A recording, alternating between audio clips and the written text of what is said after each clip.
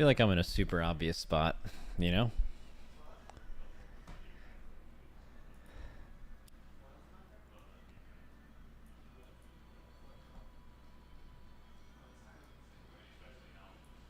Damn, just right there, bro. Yo, so do I sound okay? And if you're in, just a quick check, since this is a test stream and all.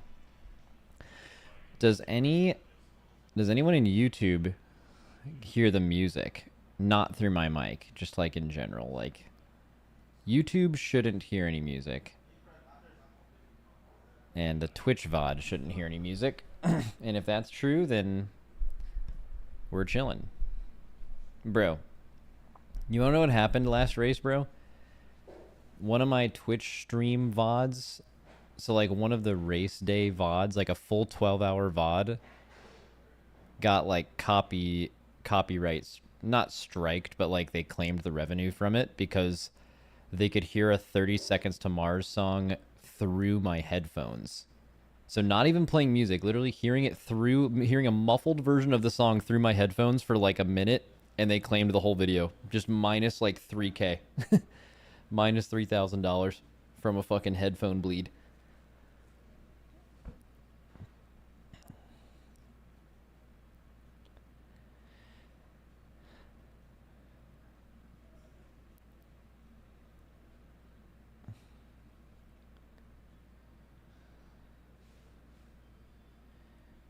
Get letoed? Yeah. Yeah. Where's the cringe Teddles? Oh, shit. Oh, I got it, bro. Here. I got you, dude. The eye roll Teddles. Here. I got it right here. I just didn't put it. This I'm on a new PC streaming, so.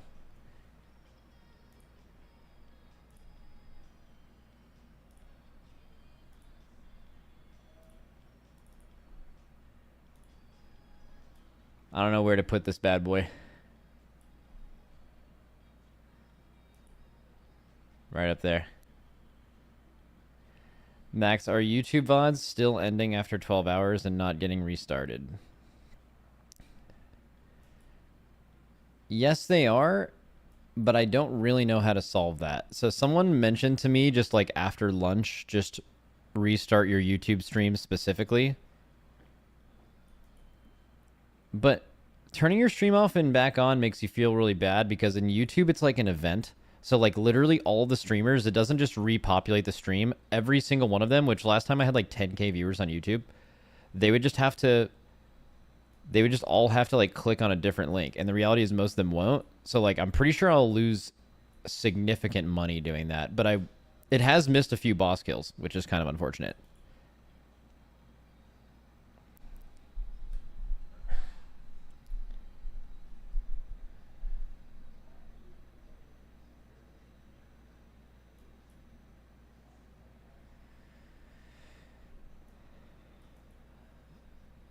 The whole DMCA thing has to reach a breaking point. Yeah, it's super, super old, very ancient, like, rules that don't apply to, like basically the reason why 30 Seconds to Mars could claim my whole YouTube VOD, the whole 12 hours of YouTube VOD for 30 seconds of money, is because of, like, they don't see my YouTube Race to World First stream as any different from, like, ESPN Sports Center having to license a song. Like, that's the reason. Like, it's just it in the contract language for that, it's the same thing, which is obviously ridiculous. But also, like, how come they couldn't just take 30 seconds of my revenue? How come they had to take my revenue from the whole stream, bro? Come on, man. Max, can't you stream to 2 YouTube channels and only restart one for the VODs? Or isn't that not allowed? Oh, wait. I might be able to do that. I set up a second YouTube stream that I'm streaming to with the same settings as the first one, but it just streams to my VOD channel, and I restart that one. I feel like it'll still get viewers, though. And then I still... Like it'll probably split the viewers between the two. Triple the ad revenue. Yeah. If it was if it was if you guys actually did what you were supposed to do, which is watch all my streams at once.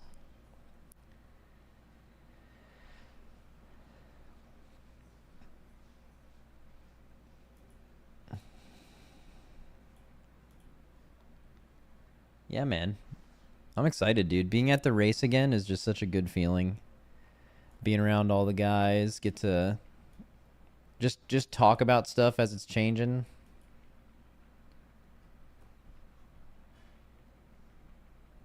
Feeling great.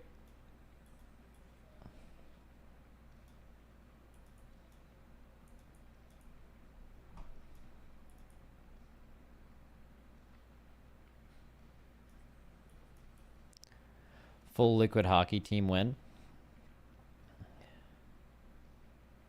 Huh? I think only Driney and Shaq, I think, are the only other two people who play hockey or have ever played hockey. Yo, did I look 2D in that hockey picture? I didn't even look. I hope I didn't, bro. I'm tired of looking like cardboard. Minnesota! Dude, I do. I kind of look like a cardboard cutout. What is it about my body that doesn't look like it has dimensions?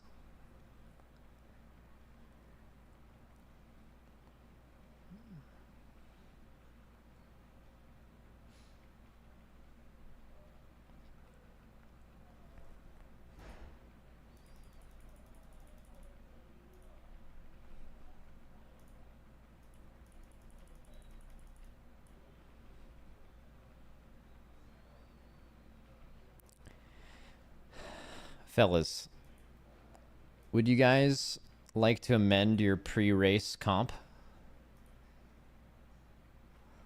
Well, I don't even remember what you guys did anyway.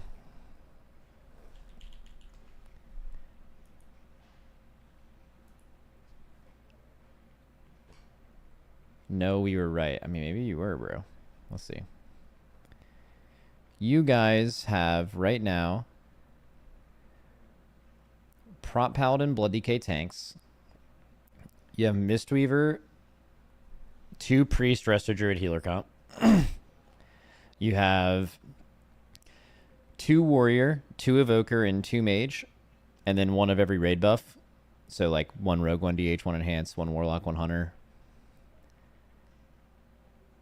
And then you have DK, Ret, and Ellie. No Shadow Priest. Reason I say that is the most recent one you removed. Just show us. I can't go live. I haven't wasted enough of your all's time yet.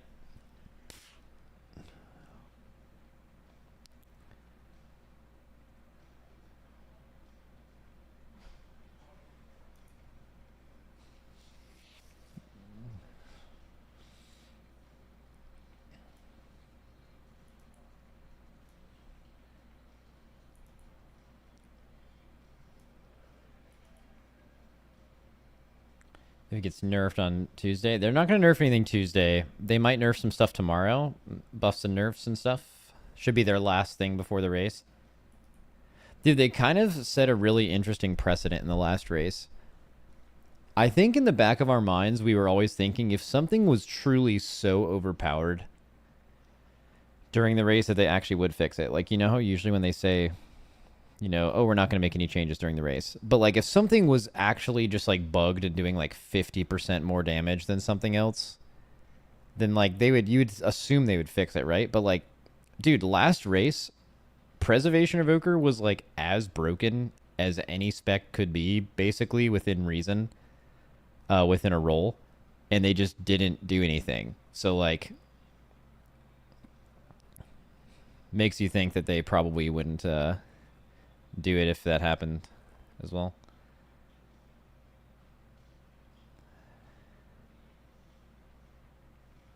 Didn't they nerf BM Hunter while you guys were on Tindril? I don't think so. There was some BM. They nerfed BM in one of the previous raids because there was some like ancient technology at work. Like they like nerfed something about them, but it ended up being a buff because of like some weird scaling thing. Like it was during.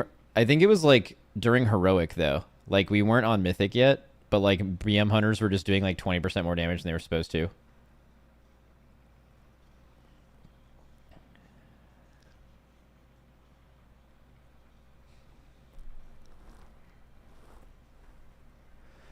Dude, Race World first time of the year is such a good time of the year, you know? Such a good time. Good time to be alive.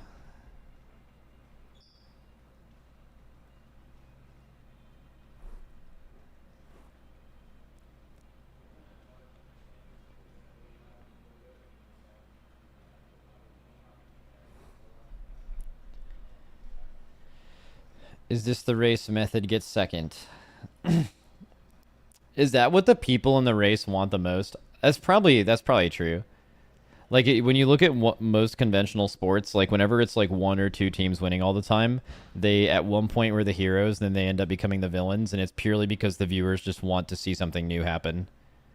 So like if you were to poll the viewers of the race, like what do you want to see happen the most? They want to have someone else to keep them interested, right? Because that's all you care about is your own interest. Like to keep you interested, the best thing that could happen is like there's a third team that you feel like they could win.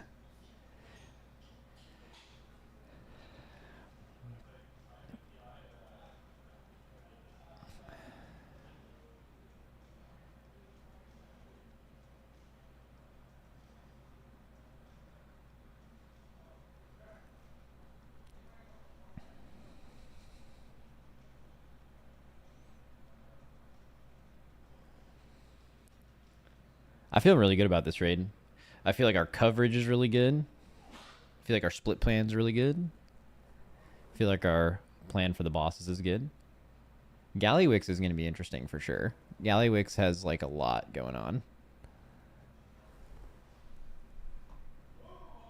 Anyways, I have to mute for like a couple minutes, then I'll be back and we'll start the stream.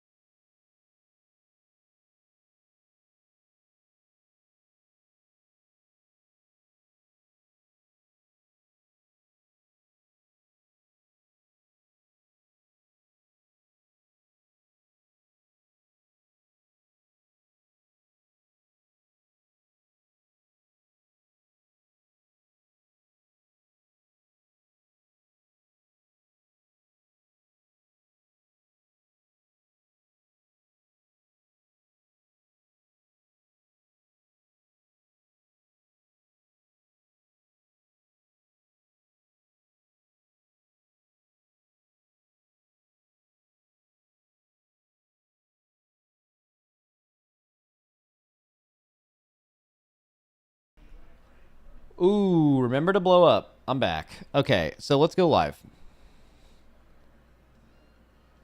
I haven't like checked out my camera or anything, guys, so this might be sketchy. Let's get a look here. This might be sketchy.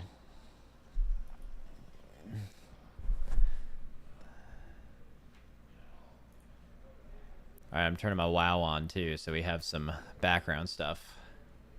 All right, let me just super double check I don't fucking leak anything. That would be unfortunate, right? Right? Okay. Okay, this looks pretty normal. My other light isn't on, so it kind of looks like the sun's in my eyes. That thing's super bright. You're too close. This is full size, bro. This is like a full size. I can tilt it up a little bit here.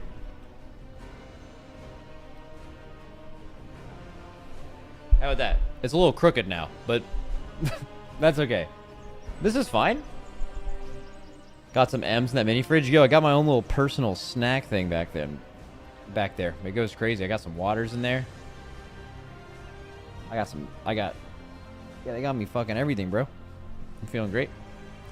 And then what does my stream look like? Nothing. But if I turn on WoW game capture, still nothing. Oh, there we go. We're good.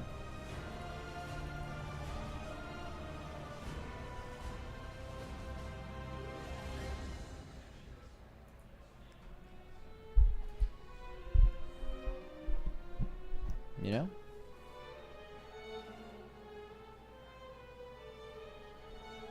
Chat needs to be moved or off. Nah, it'll stay on.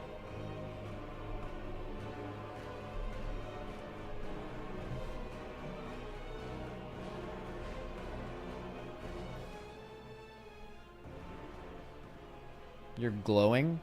Yeah, this light's very bright. I wonder if I can change it. Oh, also, I'm going to need to change one thing. My default monitor's in the middle for some reason, and I don't like that one bit. Display settings.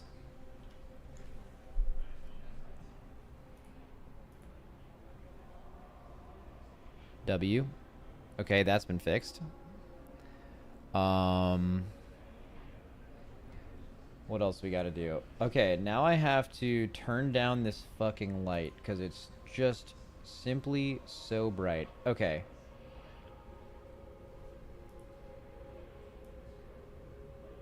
It's at the lowest it can be. There's no way that's true. What's brighter look like? Yeah, it's not even responding. Okay, so it's clearly not at the lowest it can be. I put it up to 100. It says it's at 3. It looks like I have the sun on me.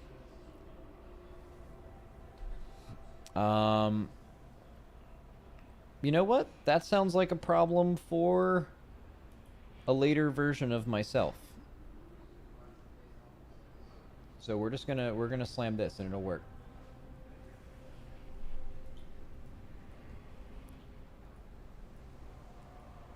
Dude, the glizz.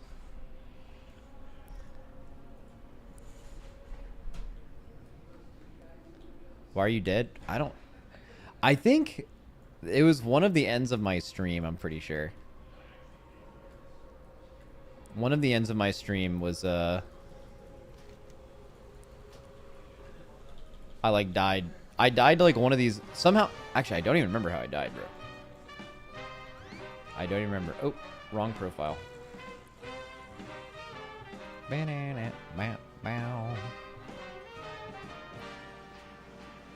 What is it? If it's the Elgato key light, you have to do bullshit to get it connected to the Wi-Fi.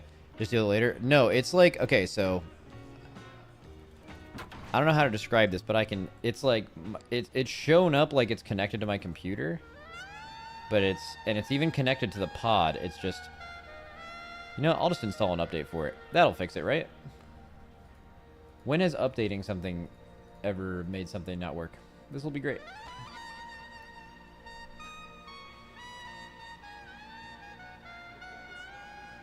Dude, is there any more new tier lists to look at, chat? Yeah, so I have exclusively when I'm at the race, I don't do display capture until the race is over, just because there's so many like sensitive things on my screen that if it like randomly panned, this has kind of happened before, if it's ever panned to like the wrong thing, the wrong side, it can be very danger.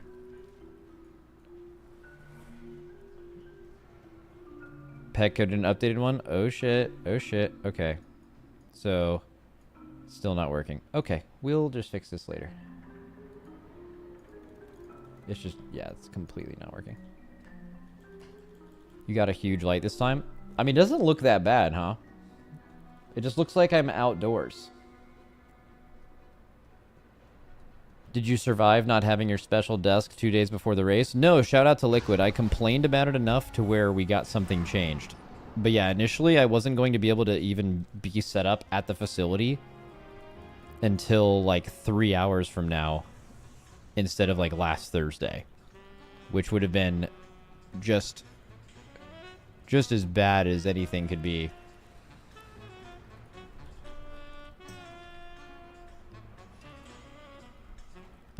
But I complained about it a lot, and then now I've been here for a few days, so we're good.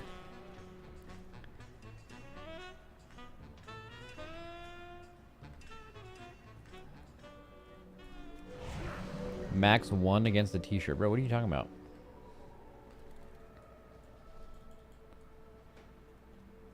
Echo tier list on Max roll? Oh shit, bro. Check that shit out.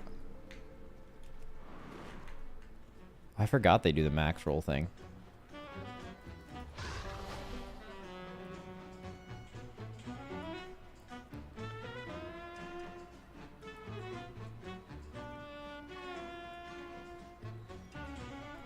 Max heard that JPC will come back for farm in next year.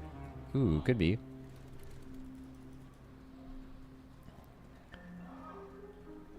Any merch leaks? Wait, have we not like shown our shit yet?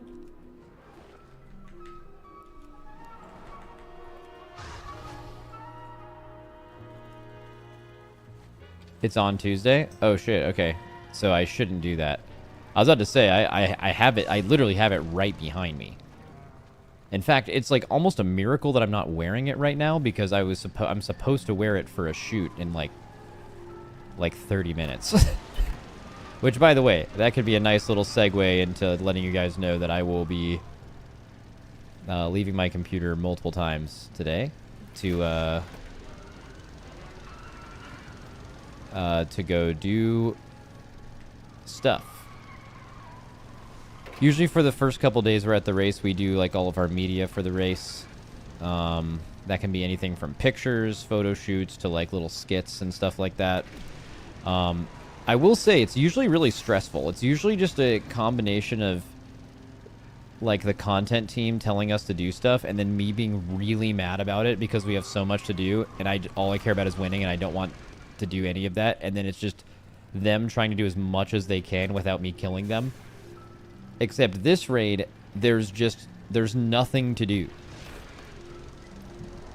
Like, leading up to the raid. Like, last raid, we were here, and they were trying to get us to do media during Heroic Week. Which is like, no. No. We're not doing that. And then, the couple races before that, it was like, during that week, you're either doing content, or sorry, you're either farming rep or exploiting it, or farming rep and being mad that other guilds are exploiting it and not getting punished. So it's one of those two things. But like there's all this drama and there's all this like everything's constantly happening. It's like a high octane week, you know? And that wasn't there this time either. Like this is like the first like pre-Race to World first week in a long time that has just been like nothing's going on. You don't have to do anything. Are we allowed to know who is playing this tier yet? Like, who's the new additions in our guild, or like, who's going to be playing? I mean, obviously you can't do that, but...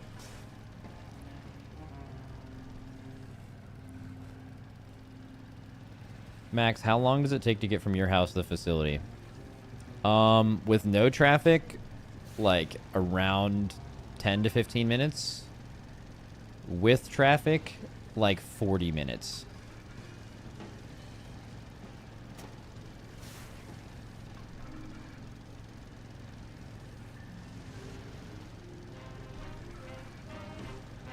Doxing? Yeah, good luck.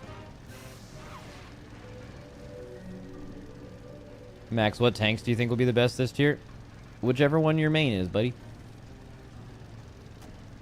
You could play a lot of things this rate, honestly. I think they've done a pretty good job of tuning.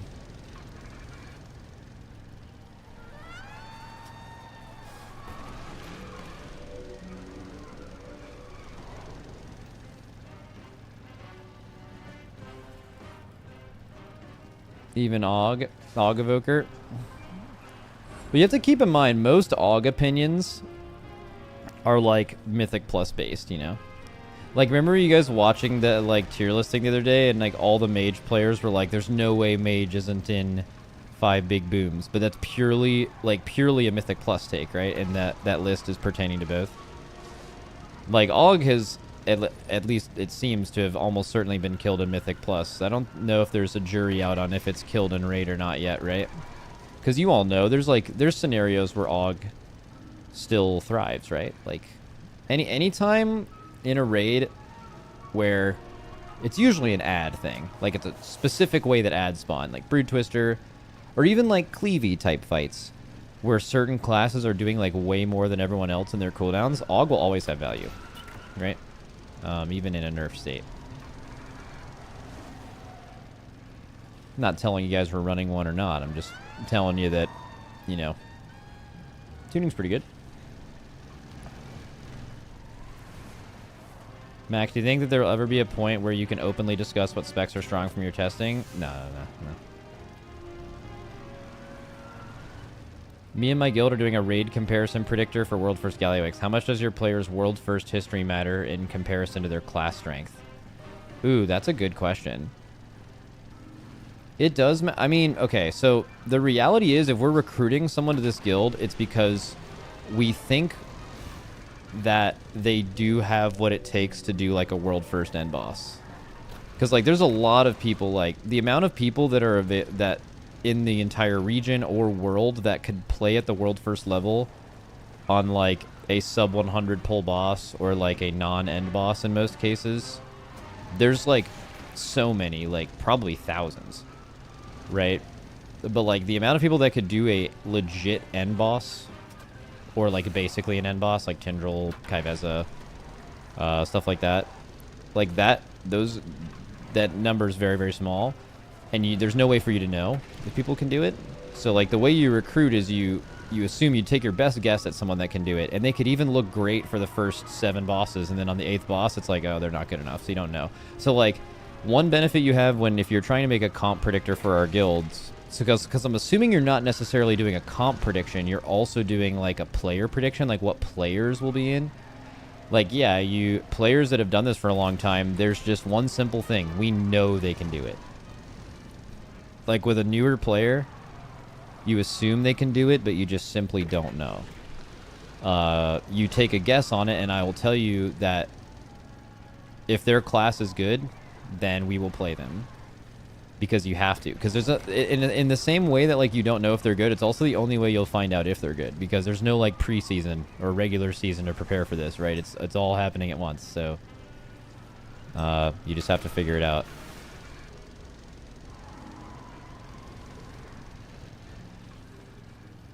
The thing that's really interesting is that a lot of people in the community seem to think that this will be the first tier played without a Holy Paladin, which... Or not the first tier. When was the last tier in the Race to World First that a Holy Paladin was not played for the World First kill?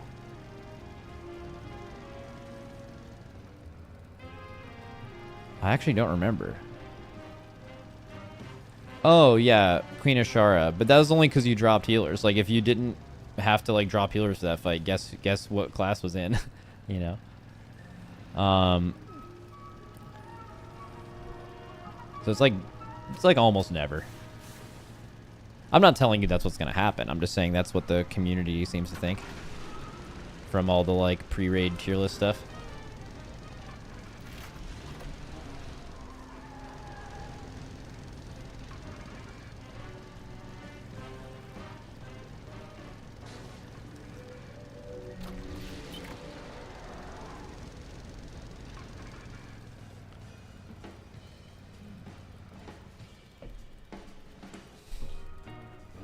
From a new player perspective, getting into Mythic Plus, what is one lesson you would give them? Oh, I don't really care about Mythic Plus that much, but I mean, I've done a decent amount of Mythic Plus. I just think it's the same with anything. If you're starting Mythic Plus, you just like play the Mythic Plus is the mode you play to just spam play the game a lot. So just play the game a lot. You'll get better by playing the game as long as you have the right mentality, you know? And anytime someone in your run is dying and griefing your key, you just make them feel really bad in party chat and then kick them. I think that's what you're supposed to do. That's what people do. And then also try not to be that person.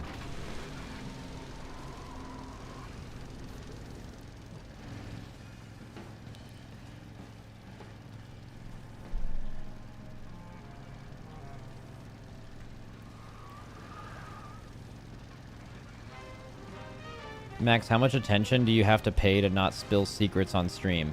Big effort, or are you locked in? What do you mean? Like, what would be a secret I could spill? What, like, comp we're running? And that's easy.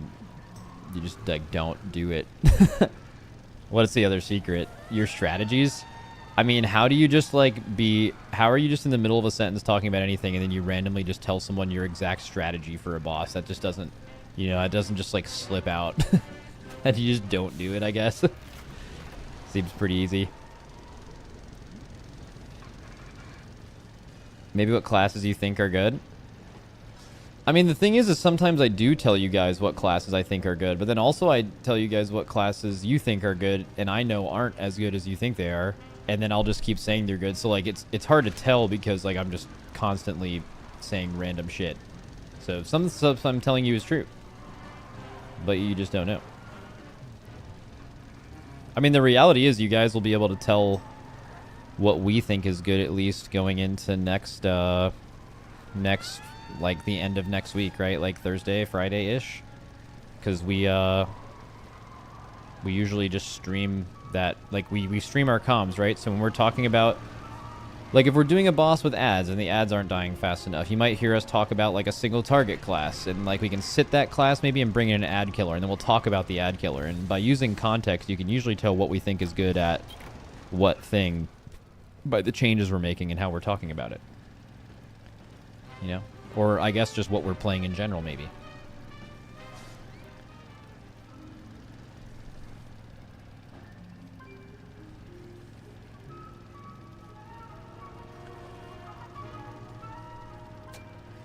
With Liquid's approach to the race world first evolving each tier, what's been the biggest lesson learned from past races that's shaping your strategy for the War Within? Dude, I'm not going to lie, there are, like, lessons you learn each tier, but we've done this, and I actually can't believe this is the number. This is my 12th time doing this. Like, fucking mind-blowing shit. I could not believe that was true. If you asked me to guess randomly, I would have said, like, 8 or something. Like, no idea that was insane. That is true. This is my 12th time doing this. And I want to say for the last, like, 3 to 4, the preparation and us doing this has been, like, very similar. Like, we've just kind of done it enough to know. And most of the guild are the same people, so they've all done it as well. Like, it's all very similar. Like, our preparation has barely changed, if at all, from, like, honestly, the beginning of BFA. Or not the beginning of BFA, sorry. It's changed drastically since then. Since the beginning of Dragonflight until now, at least. So that's, like, this is the 5th raid since then. Our preparation has been, like, almost identical.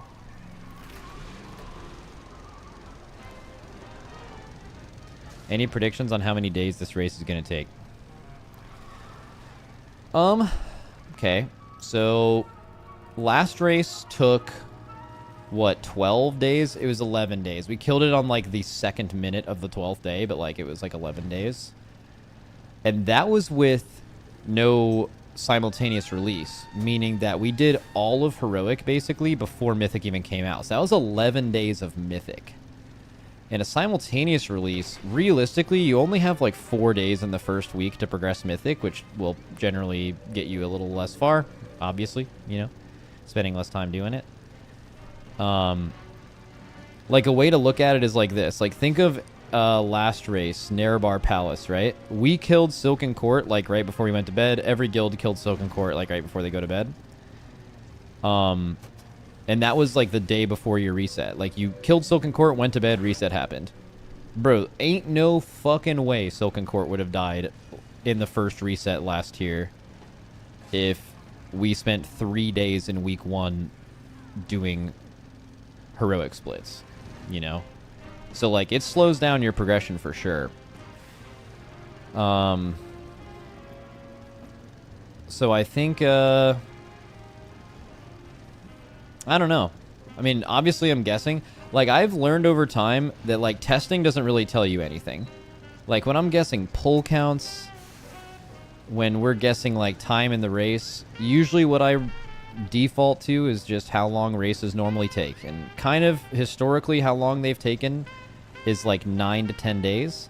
Now, that was when there was a heroic week. So, like, the average of simultaneous release raids, how many has there been simultaneous release? It's been... There's been 3 raids with simultaneous, right? Vault, Aberrus, and Amirdrasil. Okay, Vault died on the 10th day, but it, like, Blizzard just made it die instantly. Like, they were like, Christmas is tomorrow, so that would have even taken longer. Like, Razageth would have taken all weekend if Christmas wasn't coming up.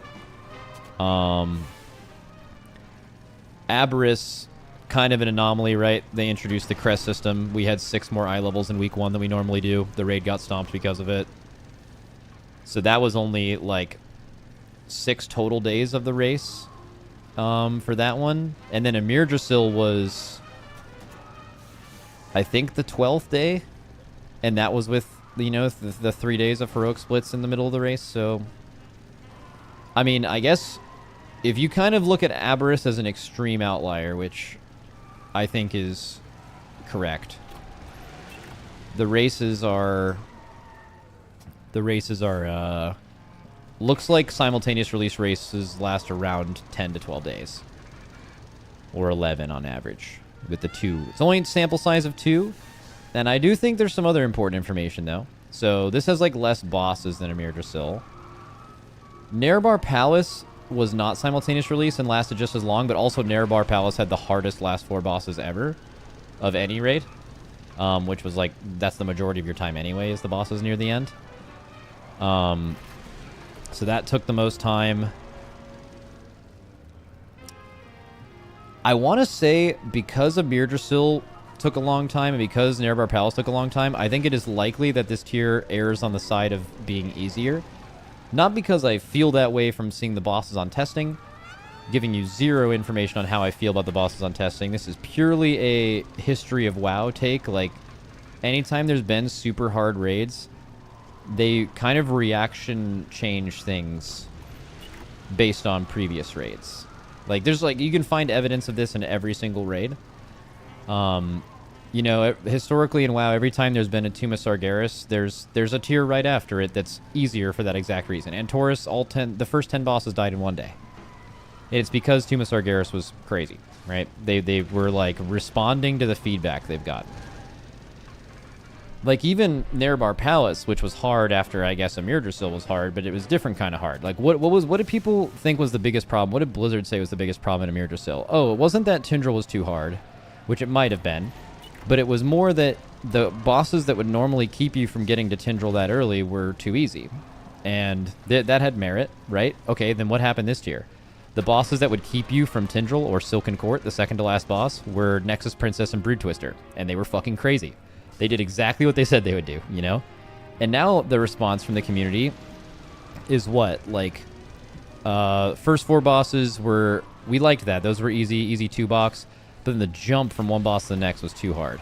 Okay, so Brood Twister and Kaivez a little bit too big of a jump. So maybe they bring those down a little bit, but I also think they're going to increase the difficulty of bosses 3 and 4, right?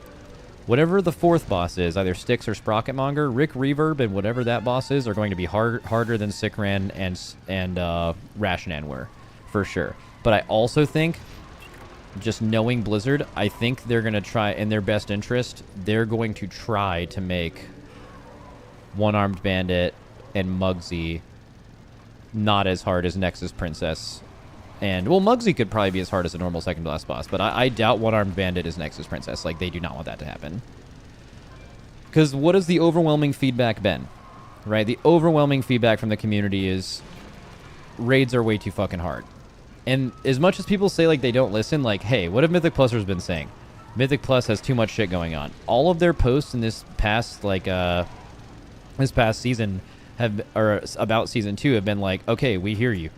We're going to vastly reduce the amount of shit going on all these packs. And for at least I haven't tested them from what Dorky said, it sounds like they did. Because it turns out being really, really mad about shit makes stuff get changed, right? So I kind of, like, the end boss is going to be an end boss. You know, end bosses have been insanely difficult for a very long time, at least in the first couple weeks, and then they get nerfed. That'll probably be the same. And I bet Muggsy will be really hard. I'm preparing for them to be hard, but I think knowing Blizzard, they're probably aiming to have those bosses be less of a check than they have been. Max, is your camera a little overexposed? It could be the exposure, but it's also probably the massive bright light. Here, you know, let me just turn this light off for now until I fix it.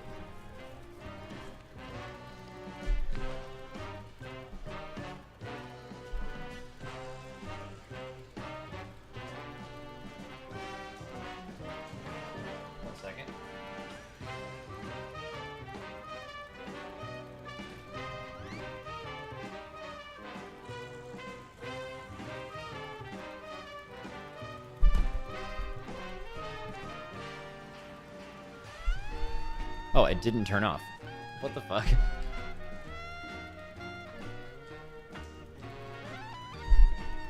There. Now do I look like a normal human? I probably need like a little light, but at least it's not like a massive light.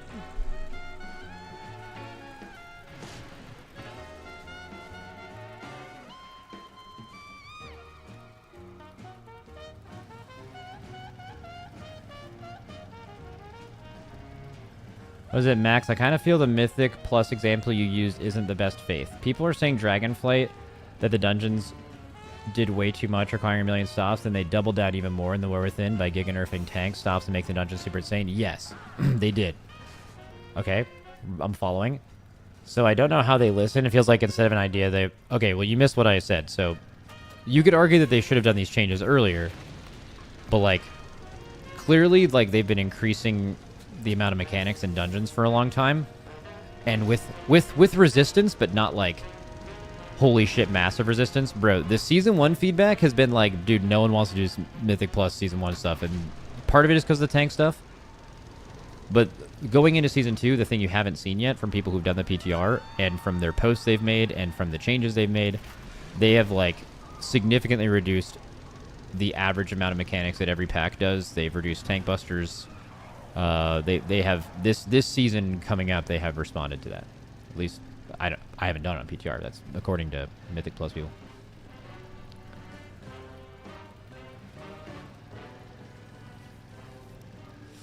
I mean, if you're a Mythic Pluser, you do not have to look too far to know how you will feel about this current season. You must refer to the cycle. The Mythic Plus cycle is become very skeptical of the dungeon season when it's announced. Say that all the dungeons they're bringing back are dog shit. You play them at the beginning of the season. You hate them mostly because it's new. And then once you slightly understand them and can get used to doing them routinely as a group, you end up just saying every dungeon set ends up being pretty good by the end of the season. That happens every time. And then you just repeat that by saying the new one's going to suck.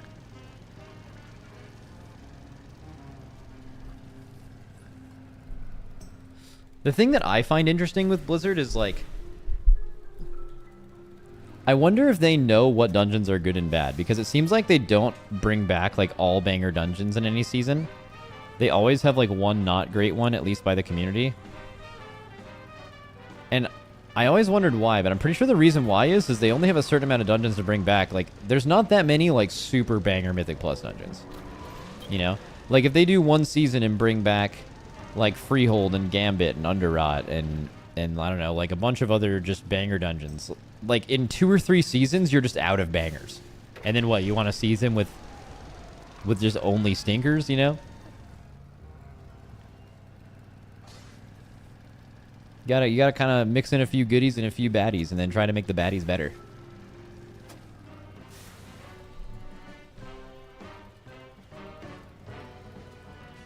Max, do you guys still have that extremely good analyst you picked up last year? We still have all the analysts we had last year. Yeah, I'm not sure who you're referring to, but yeah, all of our analysts are great.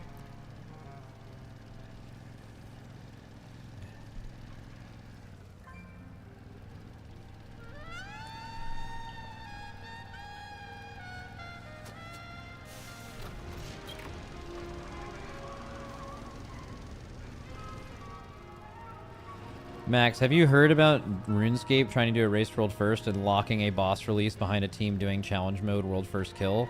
Any thoughts on that idea? I mean, it kind of makes sense. Like, when you look at the WoW race, you want to replicate it if you can. It's like infinite marketing, and it's this huge event that any game would want to have for their game. The thing is it's just really hard to do.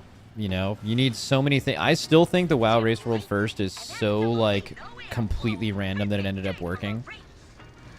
You know, like the WoW race, as you know it, has been going on for so fucking long, and it was just as interesting, bro. Like Paragon versus Method and like Mop and WoD and Legion, like before this was streamed, was like hype as fuck. Going all the way back, it was like super hype, and it would have been this extremely well-watched thing. That Twitch was even a thing during these raids as well. Like, I'm not talking back in Wrath when like people barely streamed. Like, it wouldn't have been a big thing because people just, it wasn't, a lot of people weren't watching streams yet. But like in Mop, WoD, and Legion, bro, if the race was streamed, it would have been massive. It's just like so many things had to take place for that to ever happen. And Method definitely did it. Like, it was kind of on accident because like Method streamed the race because they thought they could win no matter what. Because at that time, we weren't going for the race, and they would have won no matter what in every race if we had not gone for World First, right? They knew of all the guilds remaining, they were going to win even with streaming. So they're like, let's make some money from it. And then we came out of nowhere and made it a race. If it wasn't for Method, which is now Echo, and then us, if either one of us didn't exist, the race wouldn't be anywhere where it is right now if one team was just winning by days every single race, you know? Like, it's like the perfect storm. Like, somehow they ended up streaming it, which still like doesn't even make sense. It's been tried to be replicated in other games, but like when you look at the risk scenario from the teams that are involved, it just simply doesn't make sense to stream before you know there's any money or viewership there, because you just simply make it easier to lose. It's a fact, right? It just kind of happened organically for WoW, again, very randomly. But yeah, it's weird, man. It's got like an NA...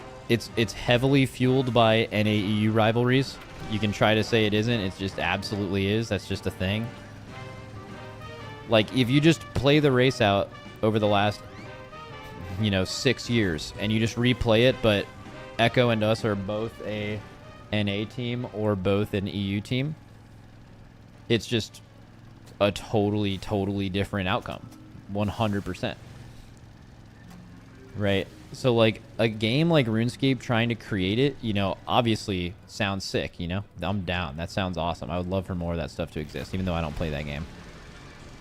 But it's so hard to pull off, man. You need so many people to buy in. Like, keep in mind, the WoW race happened without WoW doing anything other than creating good content. They didn't create a race. The race created itself. So it's hard for a game to actually create it. There's been no evidence of that ever working.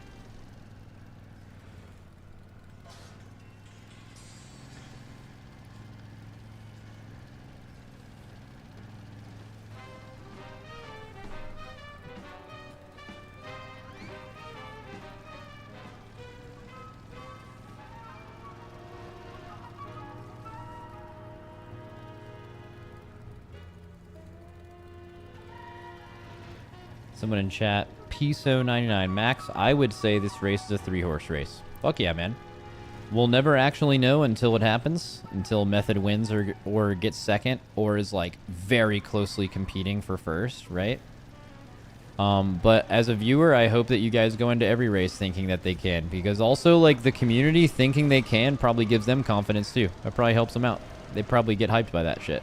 I would. All of us just need somebody to believe in us,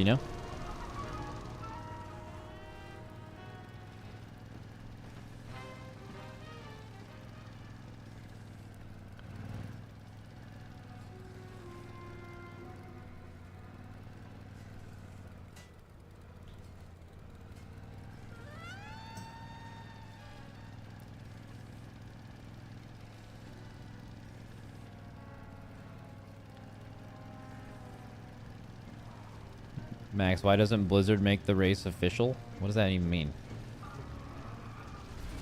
Like what? They do a lot to support it now. But I don't even really know what that means. Unless you mean like a prize pool. Fucking holy moly, that would be sick. They should do that.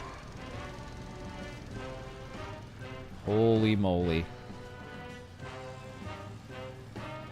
Free money. Do you think it's harder for it to be a 3-horse race when you and Echo can essentially steal their best players, though no fault to either guild? Yeah, I mean, we've spoken about this a million times. Pieces is like the OG third guild.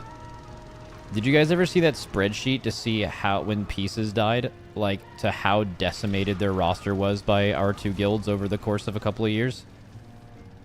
I mean, it's just, yeah, it's insane. It's extremely hard to compete with that being the case. But also, I'll do it again. Because I don't give a fuck about any other guild. I just want my guild to be good.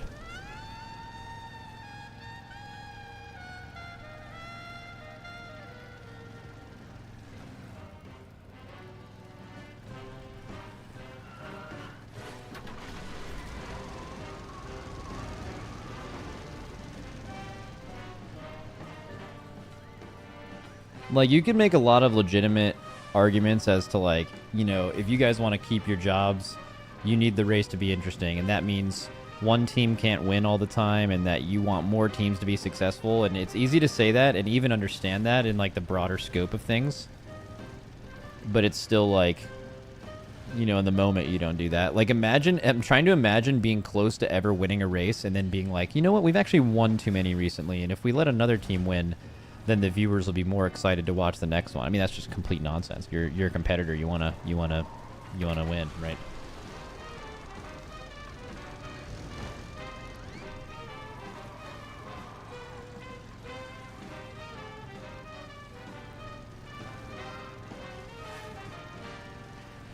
Season 2 NA maintenance scheduled on March 4th from 7 a.m. to 11 a.m. PST.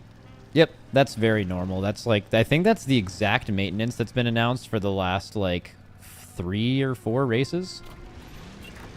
In Mirdrasil, we started doing heroic splits at 12:06 p.m. And in Nerebar Palace, we did our first pull at noon. So, like, historically, it ends up being pretty accurate maintenance with, like, a small extension. It usually is extended by 1 hour and then comes up shortly before that hour. That's what usually happens. Although there is some tinfoil if you guys want to take it. If anyone's a tinfoil enjoyer, there is some tinfoil. So, the maintenance for 11.1, so the one that happened this past Tuesday, the one that was scheduled for 8 hours or so. So that was the first major patch initial maintenance to actually come up early without an extension in multiple years. Multiple years. Now, the patch didn't launch smoothly after that, so I don't know if there's anything to glean from this, but maybe maintenance comes up early? Who knows? I mean, we won't be waking up until... We're planning to play when they say the maintenance ends. If it comes up early, it doesn't really matter.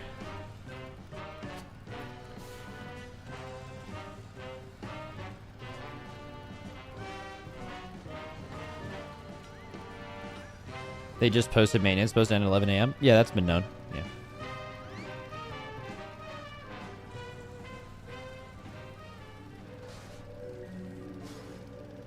Max, who is your Mount Rushmore of raiding guilds from history?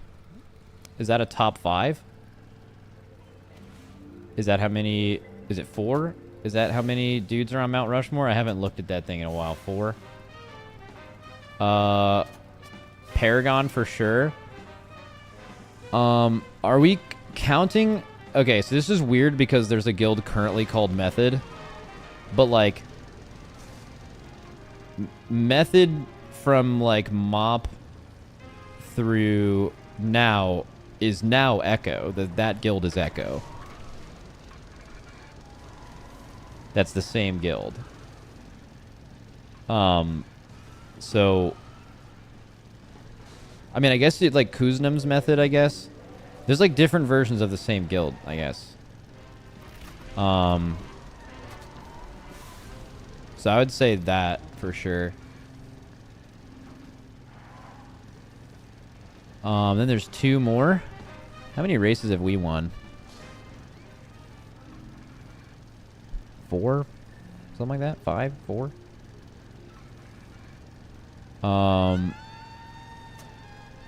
What other guild in WoW's history has won 4 or more races? So Nihilum, how many did Nihilum win? Does anyone know?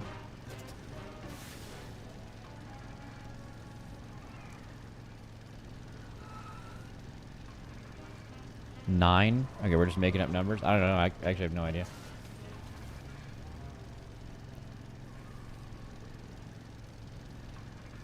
For US, Blood Legion. Yo, I used to be the biggest Blood Legion fan of all time. I like wanted to be them so bad, but I'm pretty sure if there was a Mount Rushmore for WoW rating guilds, I think we would have edged out Blood Legion. I think they won 1 world first. It was in Heart of Fear, and we've won a lot. Serenity is a good mention. Serenity existed for like 1 entire expansion. No, not even 2. They lasted for a couple tiers, yeah. Exorcist.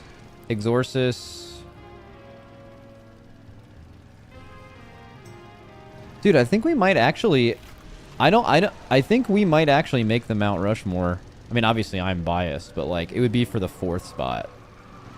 Like the 2 for sure Mount Rushmore raid guilds are, in my opinion, are Paragon and then like Method / Echo, like current Echo, old Method. But they've also just existed for literally twice as long as we have as a guild. I think we might make the 4th spot, which would be pretty cool because we have not been around for very long relative to all those other guilds.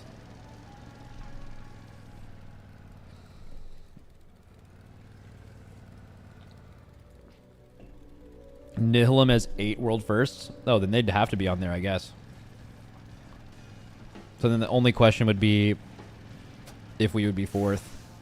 I'm okay with not being 4th. I would like to say that by the end of our time as Liquid or Limit or whatever, I think we would be on that list. But also, we have had significantly less time than every single one of those guilds. Exorcist 4th? I think we beat Exorcist pretty clear. Pretty sure. Exorcist has like basically 1 major end boss victory. Emerald Nightmare was pretty impressive though, because they just outplayed everybody, but it was like kind of an easier raid. It wasn't like a full raid. That was back when they did intro raids, but those matter. It's like Emerald Nightmare and Nighthold.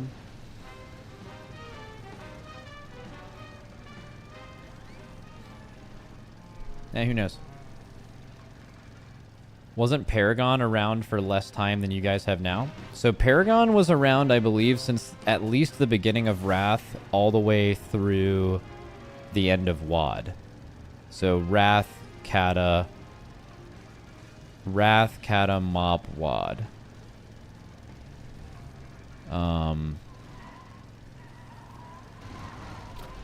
Right? Is that right? Their first world first was TUGC. Yeah, but you can't count it from their first world first though, right? We started going for world first in BFA, but our first world first wasn't until the end of BFA, right? So, but we started playing before then.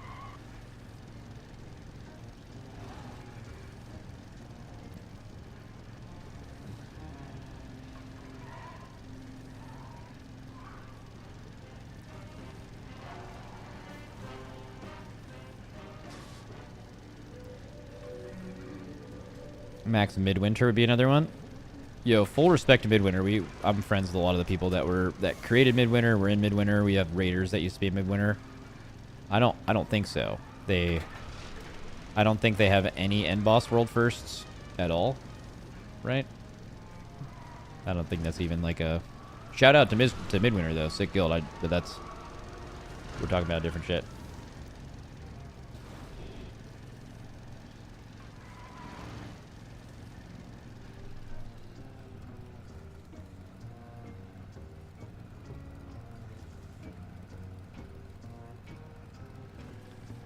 Max, come on, Max. You're in that list. You, alongside Echo, have made the race world first what it is today. Yeah, but, like, to the true OGs, though, like, just because the fact that it has Twitch viewership now and it's much more, like, famous and well-known and it makes money. You know, we are able to make money doing this, which those other guilds weren't. Well, they were. They were just doing RMT, which was sick. Wish we could do that again.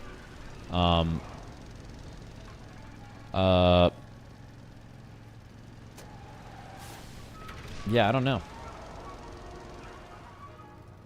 I think those guilds matter. Just it's about your race world first success, not like when it became popular. I don't think that really matters. Also, like, you can't even credit us for the race world first being like this thing you know it is now. That was Method. Method did that. We just happened to go for the race world first, like right at the same time that it started being streamed, which had no factor in us doing it whatsoever. Like us being a well-known thing is literally an accident. Just a complete accident.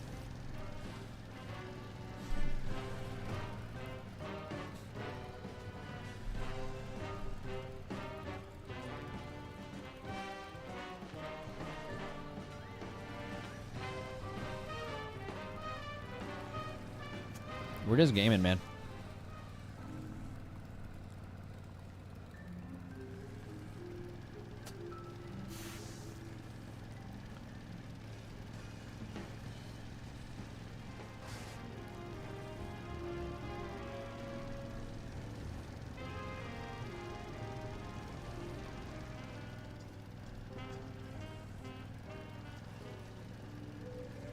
But the rivalry matters. It makes the race so much more exciting. Bro, that shit's been happening forever. Dude, I remember the days when Blood Legion was the #1 US guild on Raw Den. And they hated Exodus and Vodka so much that Exodus and Vodka made a guild like Evadis or something for Throne of Thunder. And then Blood Legion won and just like their officers and everyone just straight up went into Midwinter's like TeamSpeak or Mumble or Vent or whatever and just like told them everything what to do just to try to beat this guild that they hated. And then the very next tier, Midwinter's like this, they did get second, and then Midwinter's the second guild, and who would have guessed? Now Blood Legion and Midwinter hated each other after that point, you know? It's just impossible to be like ranked 1 and 2 and have a good relationship, and wow, I'm positive that that's true.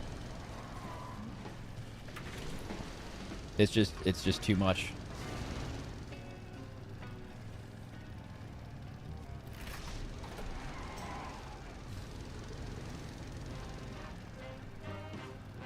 How, on a scale of 1 to 10, how good is this city for laps? I don't know. It's not old to me yet. Right now, it's pretty enjoyable. I like skirting around. Skirt. The car's pretty cool. I like the car.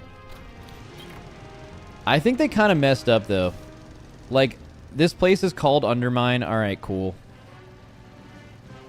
But, like, look at this raid, bro. This is where we're going into the raid. This place is called the Galagio, bro. It's dripping with theme and flavor. And they called this, they could have called this raid anything, bro. The Galagio heist. Fucking anything. And they called it Liberation of Undermine. Bro, this raid name sucks. It straight up blows. It super blows.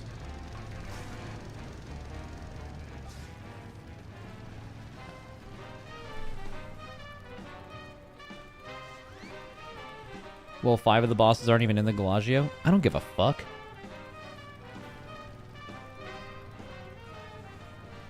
Sometimes you do a raid and like the first couple bosses are like outside the actual raid. Who cares? Siege of Orgrimmar, the raid. The first like 6 bosses aren't in Orgrimmar. They're getting to Orgrimmar. Who cares?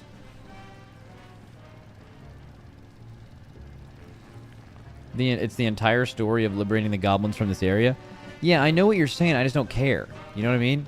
Like, that doesn't matter to me. But what does matter to me is that the raid is called something sick like the Galagio. That would go crazy.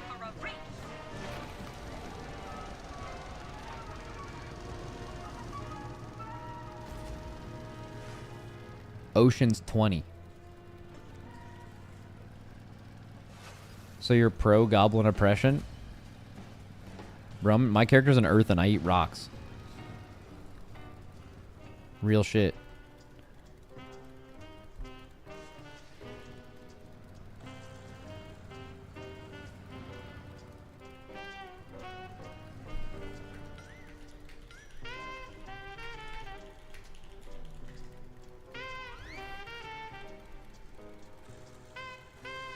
Oh shit. Chat, I'm in trouble. We're doing a group picture and I was supposed to have a shirt and I didn't bring it. Yeah, they gotta have extras. We're all good.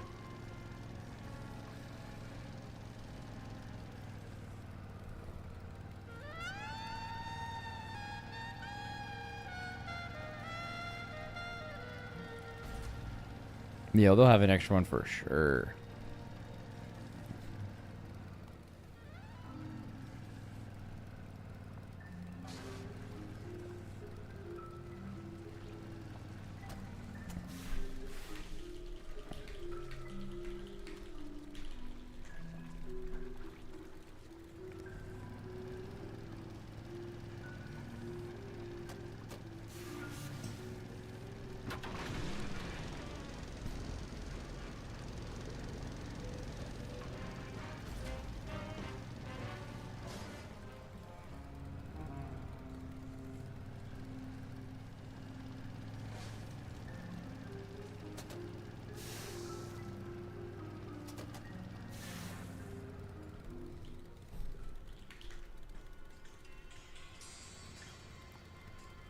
Oh no, I do have the right shirt. We're good.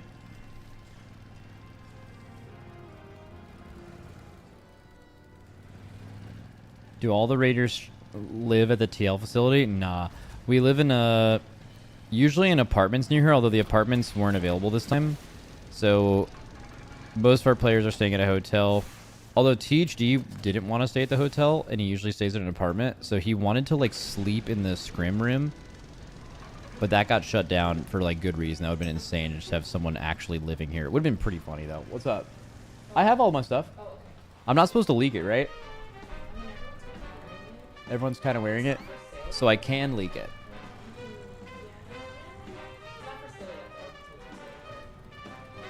Okay.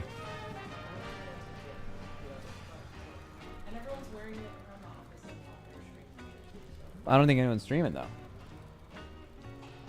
I do not, as far as I know, they do not know what our new shit looks like. But I can leak it. And I will do it. Oh, I can? Oh. Well, I would maybe go make sure because I'm going to fucking do it. I'll do it. Okay, I'll make sure. Okay.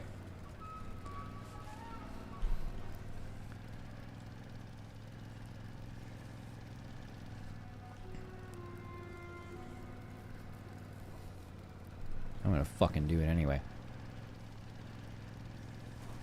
Okay, I'll leak it as long as all of you guys buy it. Is that a deal? Everyone's gonna get it. Help us keep our jobs. W.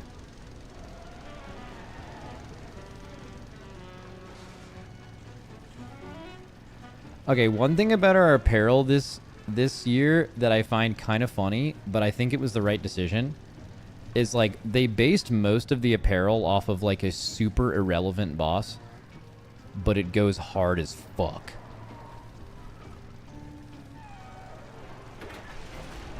You know? Like it's not like Gallywix themed, but it goes crazy.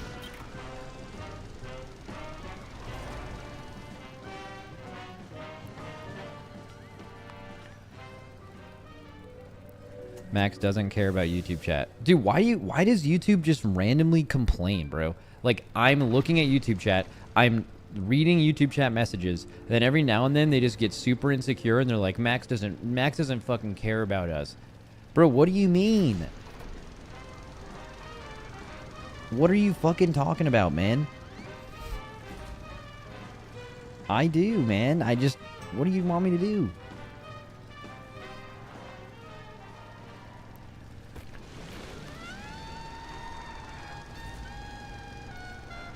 Dude, I kind of like skirting around while talking. It's kind of nice.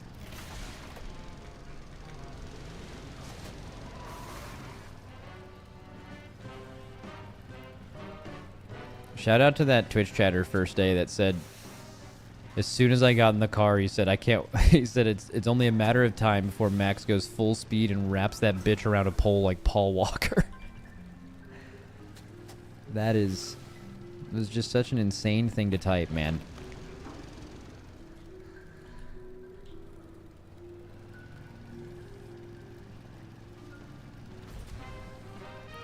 Come on.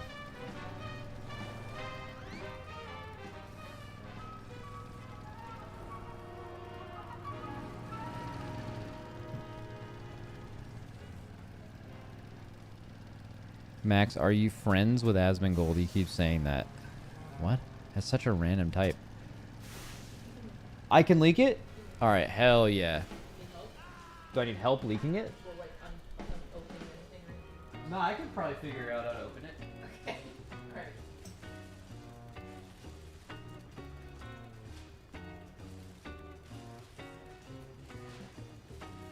Alright. Alright. Bro, she just asked me if I needed help. She just asked me if I needed help opening the packages. Like, oh, are we even fucking... Alright. Alright, guys. I gotta do this, and then I gotta go, do some content shit, but I'll be back after. Alright. So, here's the first one. This is a shirt. It's just the Cauldron of Carnage dinosaur, but in derp version. And then the back of it has Team Liquid with the little stupid looking Team Liquid logo. Okay, so we got the derp shirt. Alright, what else we got? Alright, this one's a hoodie.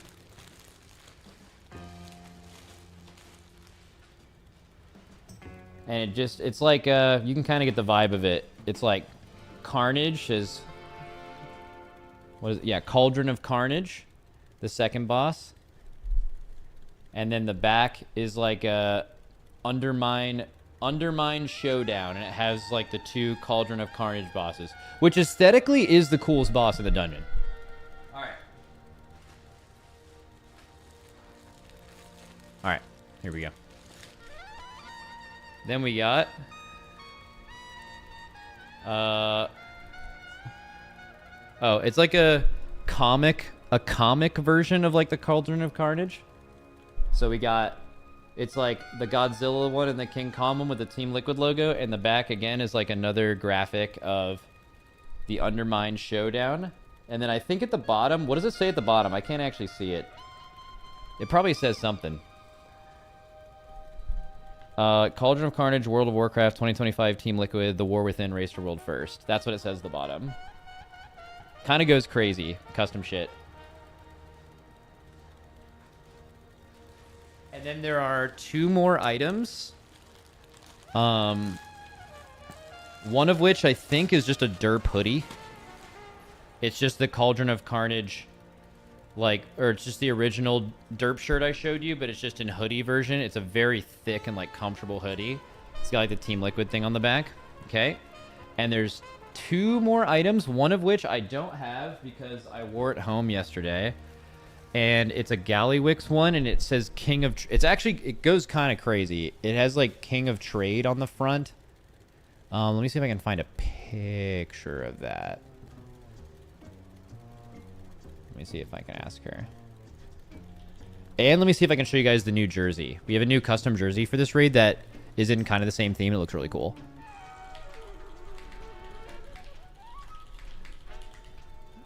And then we also have multiple mouse pads. Like some other shit. Come on, chop chop. We're getting paid commission, not hourly. All right, this goblin's yelling at me in game. I don't like that.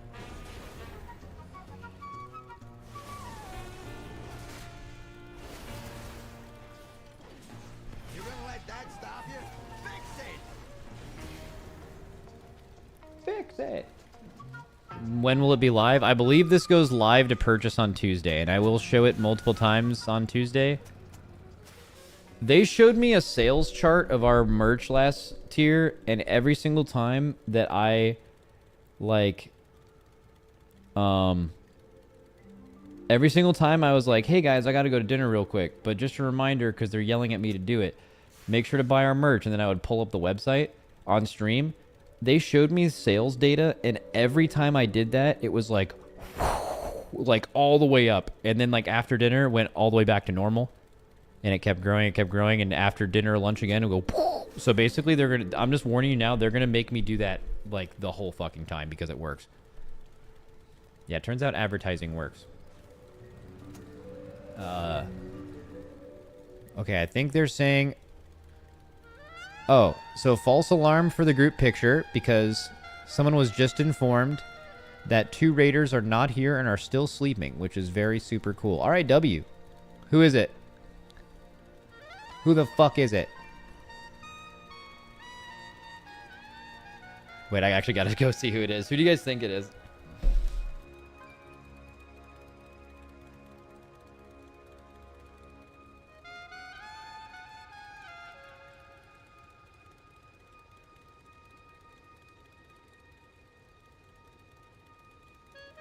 Or would they want to do that?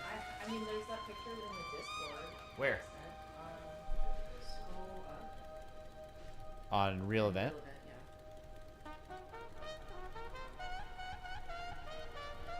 Oh. It's gonna be little, but yeah, you can show that. Oh shit. Okay, cool. Yeah. Okay, got it. All right, so I've been informed of 2 things. If anyone guessed for the 2 raiders that are sleeping through the team photo shoot to be fired up in Shack, who would have guessed it? You're right. It was them. They're not here, and they're just at the hotel because they sleep until this late. Okay, so classic. Okay, and for the last 2 pieces of the merchandise, we have the Gallywix shirt, which just simply in the front is a diamond that says King of Trade, and on the back it has Gallywix, Goblin Gartels, Team Liquid with this crazy custom art of Gallywix sitting on his chest doing some crazy shit. So that's the last shirt that goes with it. And then we also have 2 mouse pads and a jersey, and I did get permission to show you guys the jersey. So I'm gonna do that. We don't even have these yet. They got caught up in customs. We don't have them until Tuesday. Okay. How can I do this without leaking bad things? Let me just triple check. Yeah, I'm gonna like triple dipple check that we're not leaking here. Okay, display capture going on. Oh, and it's the wrong monitor. Got it. Display would be this one, I guess. No, it would be this one. Yes. All right, display capture. It's absolutely massive for some reason. Okay, let's make it less massive. All right, here we go. So this is what it looks like. So I showed you guys already the, like, this is the King of Trade shirt. This is the 2 derp, the derp tee and the derp hoodie. Then it has the Team Liquid Showdown comic shirt and hoodie. These are the 2 mouse pads, which is like Cauldron of Carnage, Godzilla, and Kong type shit. And then the other one, again, it's the first boss, Vexy, but it's crazy. It has like a Mad Max vibe to it. I think the art's really cool. And then the jersey is this. I think this is the coolest looking jersey we've ever had. So the Team Liquid logo is like the 20th. It's really shitty pixels, but like it's like the 25th anniversary Team Liquid thing, but it also just has like really sick art of that. So, yeah, long gamer tag. Yeah, so all this stuff goes on sale Tuesday. Make sure to buy all of it. So I don't think we make any money as like a guild, like us as the players, from like selling apparel, but what it does do is it helps us keep our job, which we love keeping our jobs. So if you guys care about our jobs, buy all of it. Wahoo! Oh, someone has a high quality jersey pick. Sorry, high quality jersey pick incoming. Holy shit.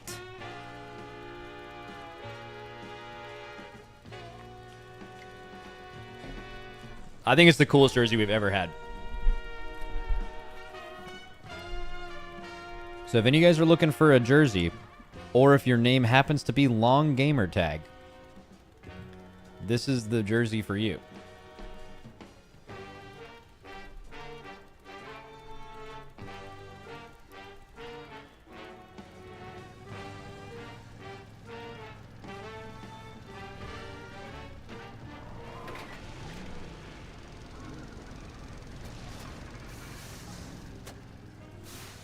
How are the sizes on jerseys? I couldn't tell you, man. I could not tell you.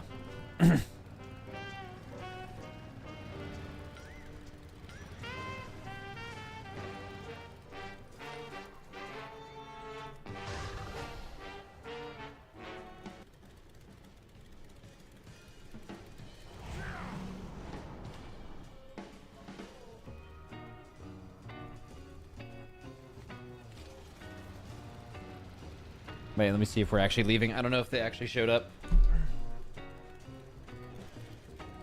Have they woken up yet? Oh, they're here. Okay. All right.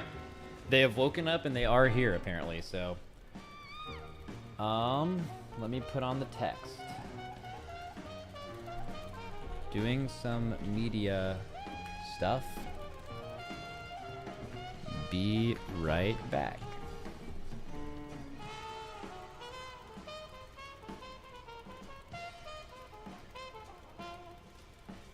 I might not actually be right back. That might be a lie. Chair stream W. Oh, this bit again. We like the chair better. We like it better when you're not here. Yeah.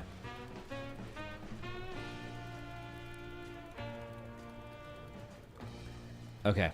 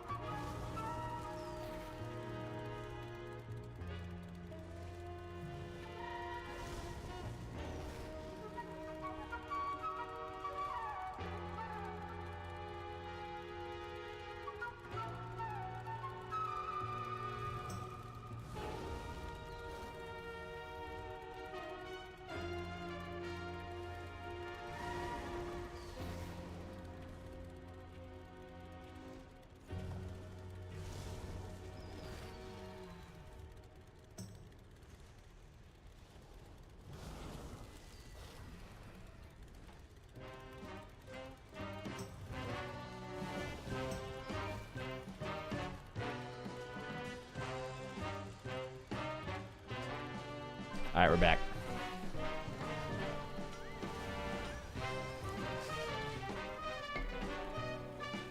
Wait, are people arguing in chat? You monster, bring the chair back. But the chair's still here. We're working together, me and the chair.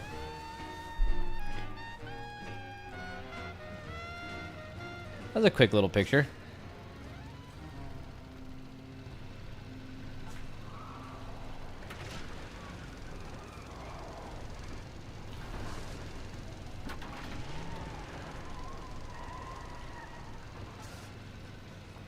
Max, can I see the jersey again? Nah, we'll show it again later. It is sick, though.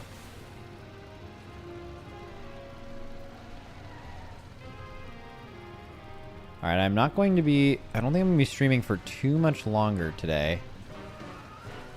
The plan is, though... So tomorrow... Tonight we're going to be doing a lot of stuff. Tomorrow we'll be doing some walkthrough-y type things. But tomorrow night, I should be free for a couple hours. But usually we tell everyone, like, you know, around, like, right after dinner time, we would have done everything. Take the night off to relax, get ready for the race, prepare mentally, stuff like that. I may stream a few hours of Race for World Last before going to sleep. So, maybe.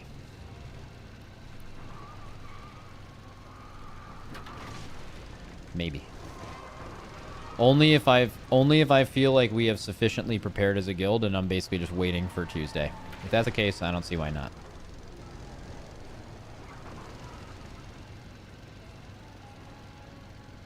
Max, who are the additions to the guild and who is left? Additions are Cinny from Vodka, who is like, I guess like a Shadow Priest, Mage, like, kind of like different. They play a bunch of different range classes. Caster, Wizard Gamer. Then we got Shay from Method. I think he played Feral for them, or Enhance for them recently, but he plays like a lot of Feral, Enhance, some other melee. And we got Wolf Disco from Echo. He's playing melee for us primarily.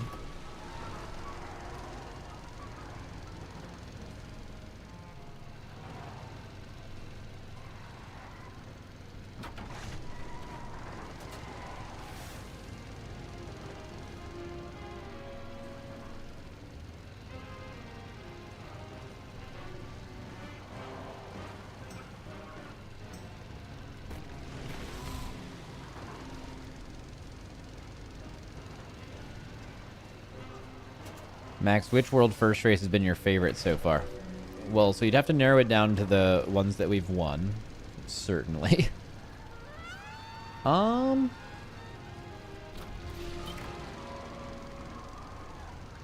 don't know. They're all good. They're all, like, really similar. Yeah.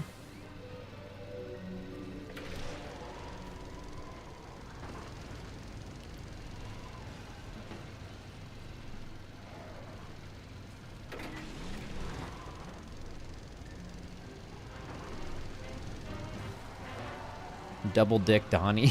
Yeah. Did you lose any members this tier? Yeah, Riku is not reading with us this tier. He, is taking some time off. He's not quitting, he's just not playing this raid.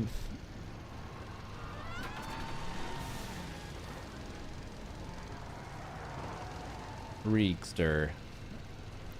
I wonder, has there been anyone else that's, Oh, Mavie transitioned from a player role to an analyst role, which is a very good thing for us. Really good outside the raid. And that had us transition smacked from DPS to healer. MZ is also not raiding this raid. Yeah.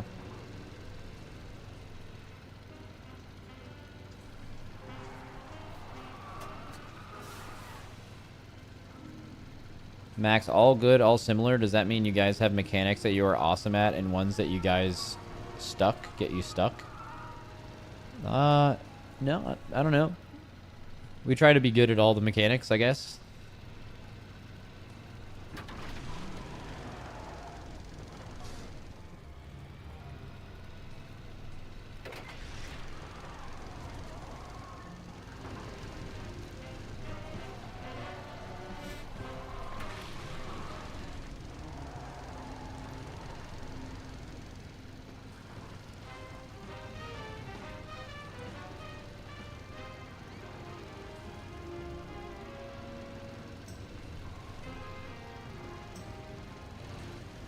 Planning on running a hunter or two this tier? Well, you guys have a raid buff now, so hopefully you should have one on every fight, right? That would be the goal from Blizzard's end.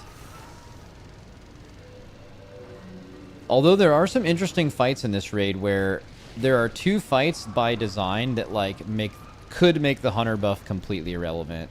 Not completely irrelevant, mostly irrelevant, you know.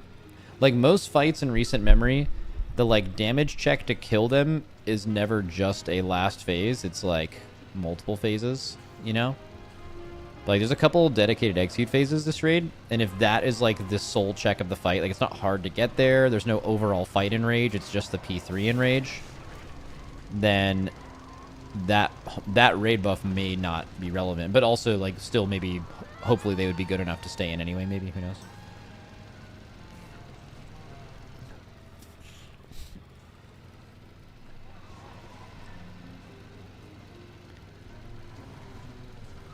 Oh, about those tier lists. Oh yeah, there were some tier lists.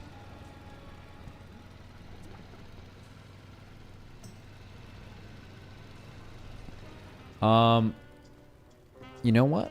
Let's do that. See if I can find one. What tier list meta? Now keep in mind when we watch these tier lists that whatever they're saying is true.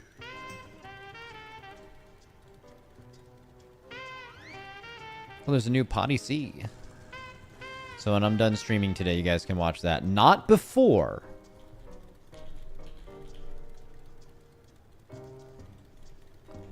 Not before I end my stream. You will not be watching that. But after.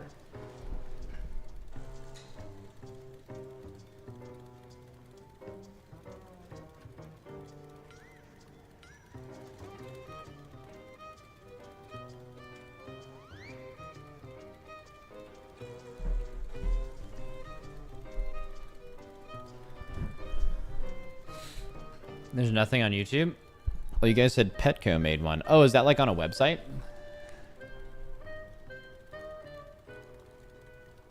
Oh, it's a stream. It's a stream, I think.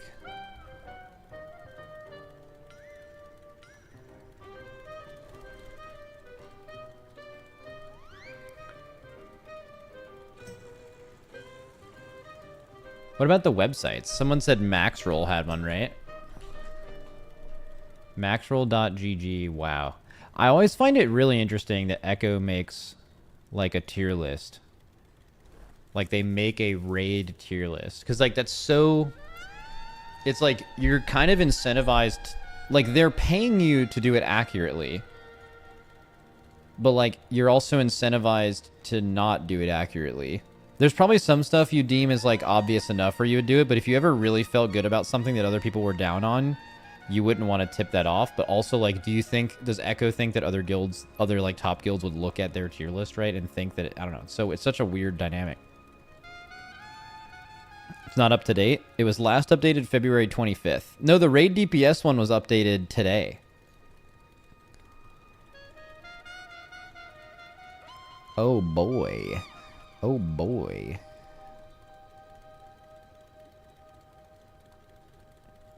Here, let me do window capture here.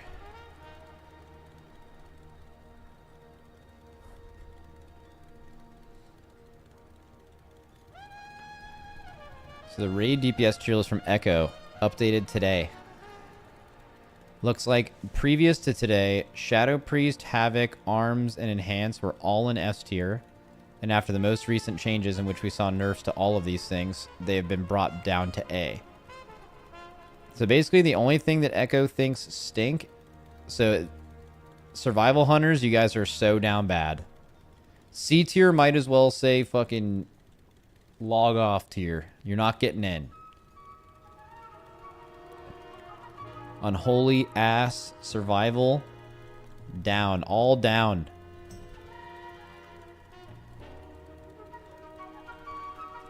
Ooh, AF up, Destro 2 up, Ret 2 up, Fire Mage 2 up, BM 2 up. Holy moly. Dude, Red and Big Boom tier is so true. So true. This is so many things in A. Basically saying all these classes are good.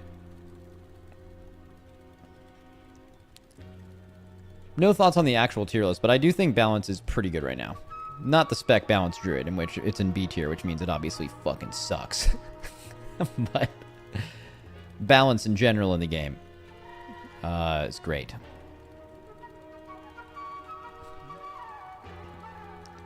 For raid, at least. Alright, what does Echo think about healers? Echo thinks Mistweaver and Disc are goated. They think Resto, Holy Priest, and Prez are pretty good. And they think Holy Paladin, Resto, Shaman, Turbo stink. Turbo stink. Alright. Next. Tank tier list. Vengeance sucks. Prot Warrior, Blood Decay, Prot Paladin, all very good. Brewmaster, Guardian are average. Alright, W. What about Petco's?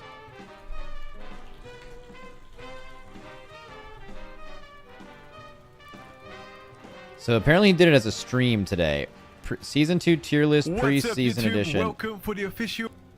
Okay, I'm just going to skip ahead to the end. Alright, so I don't know if this is a... This looks like Mythic Plus. Just from like the... Just briefly looking at it. It says Mythic Plus. Where? Oh, right there. Does he do a raid one? Or is it all Mythic Plus? It's all Mythic Plus. This is the old version as well. Really? Oh, 6 days ago. So true. So true. Today he had an update. An 8-hour fucking holy shit. Alright, any changes? So he moved Moonkin into S tier. Moonkins, you're back. You're so back. You're so back. Let's fucking go. I mean, I guess what he probably... If I'm guessing what the actual logic is here, and I know literally nothing about Mythic Plus, it's more like he already had Ellie, Disc, Vengeance Demon Hunter, and Fire Mage in the comp. So when you have 4, there's usually like a 5th that makes sense. And he's probably just saying that this is probably like a raid buff plus Moonkin thing. You know, it just like fits.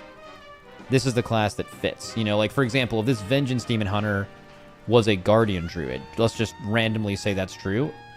I think it's decently likely that this spec could have been something else rather than having 2 Druids, right?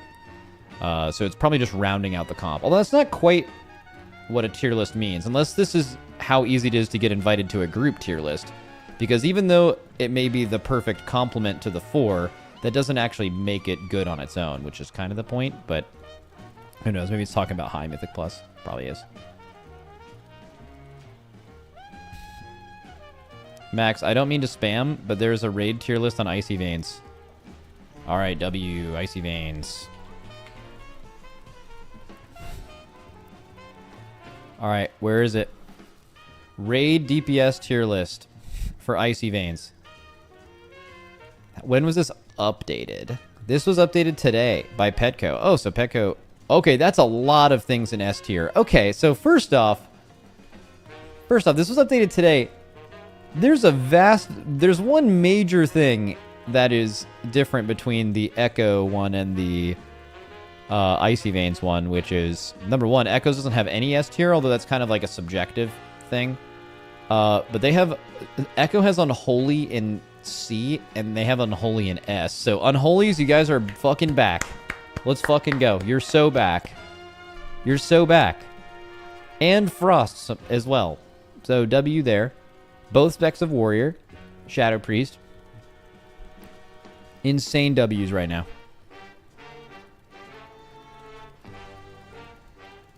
Enhanced down to A. You guys are so not back. It's so over. It's so over. Windwalkers and 5 big booms. Dude, I hope so, man. I hope so. I hope little Rizzy gets some time to shine. It's just simply, man, when Windwalker Monk is good, it's just playing this class. When Windwalker is good and it has like good gameplay, it's just a dream, you know? I just fucking love this spec. It's had good gameplay last season. Just for some reason, they randomly got rid of all of their cleave, which is what has defined them for like 8 years.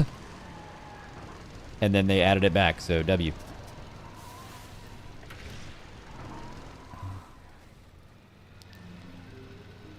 Havoc not having to dash to maximize DPS makes the rotation so much better.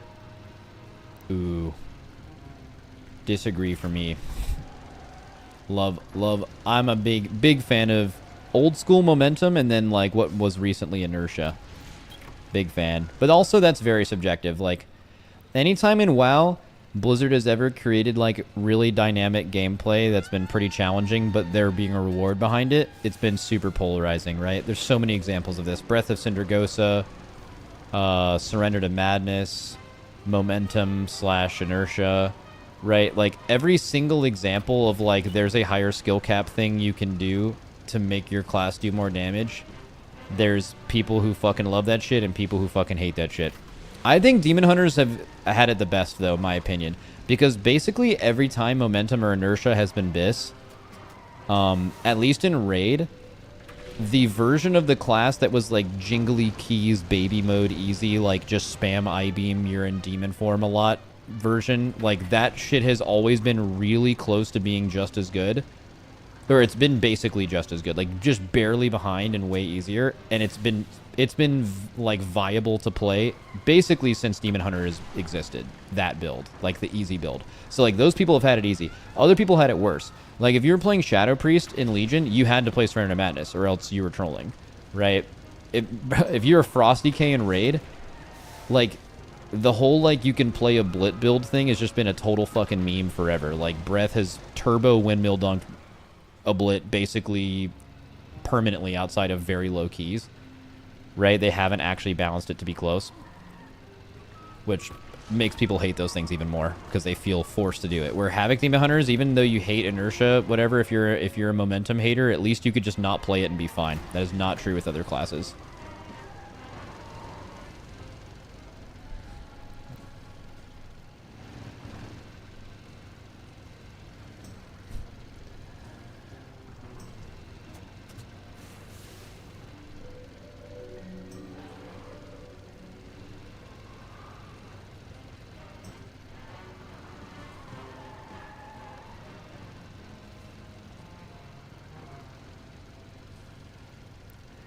Max, would love to see you trying to explain the phrase turbo windmill dunk to your girlfriend. I've had to do this because she's not like a gamer. She's just, you know, she likes board games. We've played It Takes Two, Overcooked, you know, just like normie games, which are very fun. But yeah, there has been a few times where she, you know what the one that bugged me the most is? There's this guy and he's still in my stream every day. And all he does is like every 20 minutes he just types Tar Island, which is just, remember when like Terra's Land was a thing?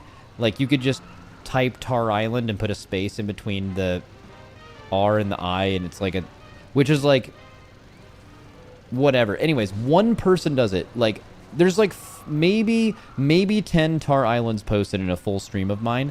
And that was like the first thing she asked me. She was like, what does Tar Island mean? I'm like, dude, I can't fucking believe this one guy in my stream is making me have this conversation in real life right now.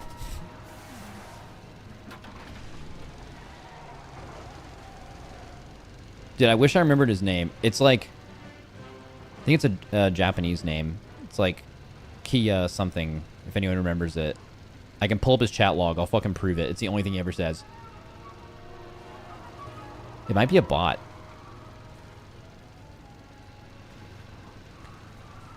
sensational one guy. Yeah, it's like the biggest one guy in history.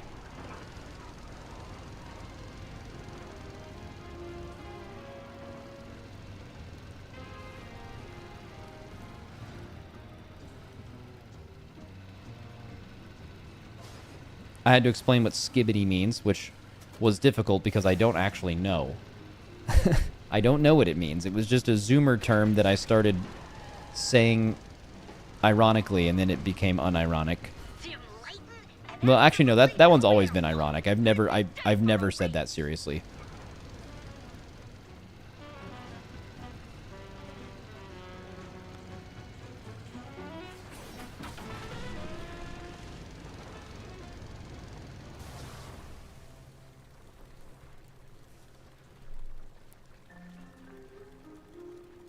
What's the bit this tier? That's the thing. We don't go into the tier with any planned bits. They all just happen as we go.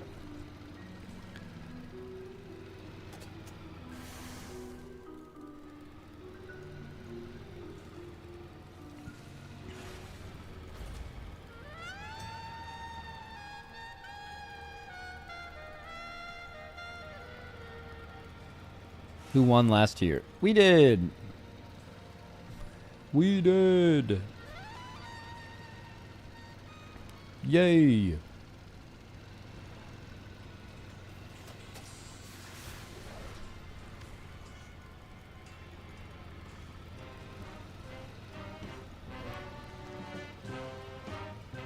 Is there any concern that players are going to want to lay pipe because of the music? Dude, what is wrong with you guys?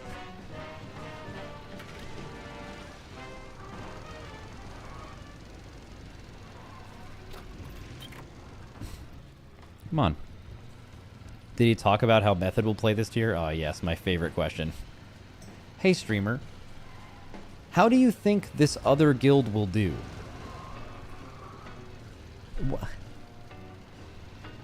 How can I answer you? I want to make you happy as a viewer. Love all my viewers. But how could I possibly answer that question? I don't know. Dude, so much of the race is like, you don't even know. It just depends on what other people do too, you know? Like, going into last tier, it just felt like every other tier. We didn't, like, end our preparation for the tier feeling like we were gonna fucking destroy everybody. It just felt like you always prepare for a tier. Just like this tier does, or any other tier does. You know? And then sometimes you just do really good. Or maybe another guild does really good too, and who knows, you know?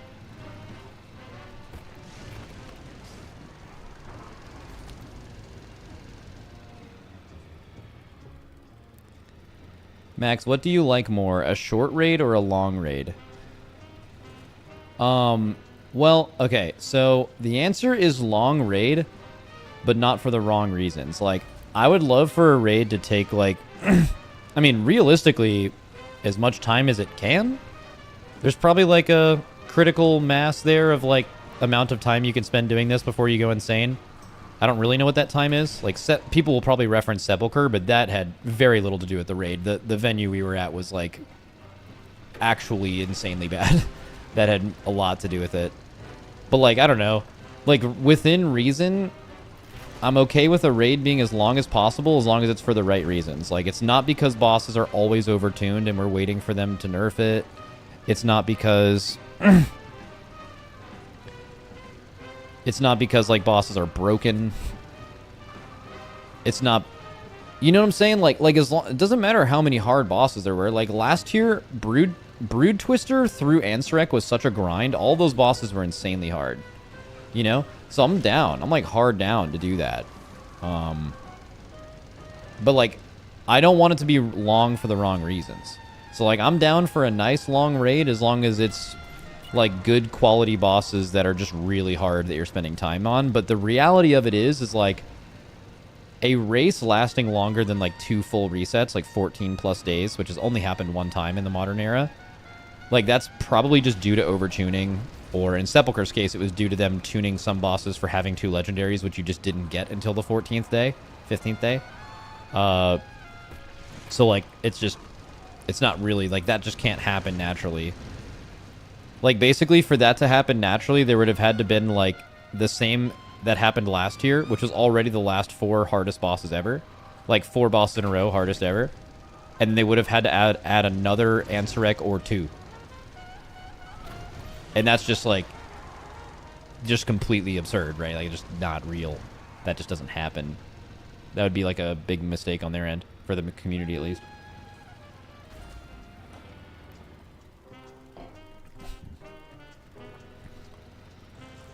Is defending being first easier or coming from second? I mean, at this point, we've done a lot of both. We've done a lot of races after winning, and we've done a lot of races after losing. I think they're completely identical. Like, zero difference.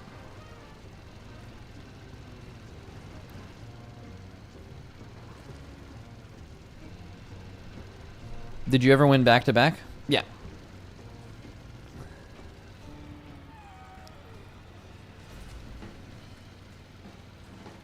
Do you guys have anything planned for when you win to celebrate? Nah, we don't ever plan for stuff like that.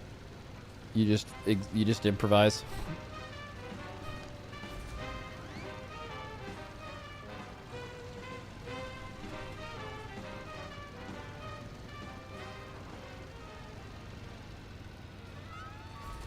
Max, considering your previous answer, how do you feel about your prep going into this race? It's good. Prep's good.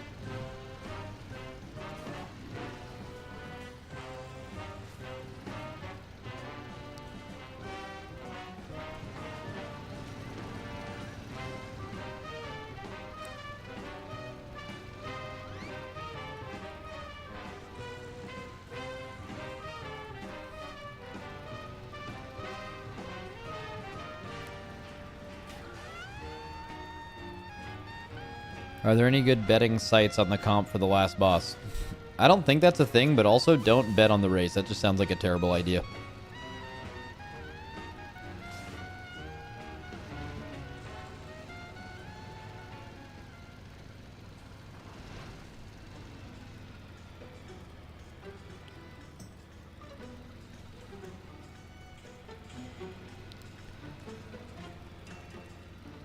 You can bet on everything? Yeah, I'm sure you can.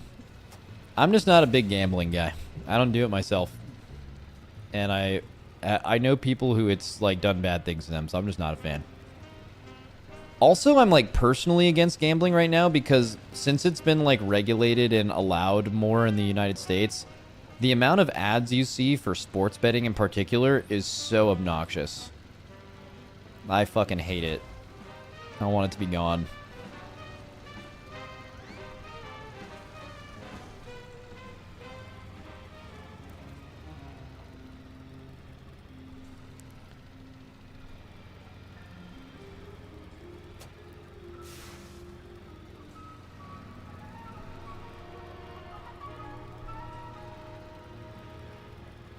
Max, are you doing any Race to World Last watches today?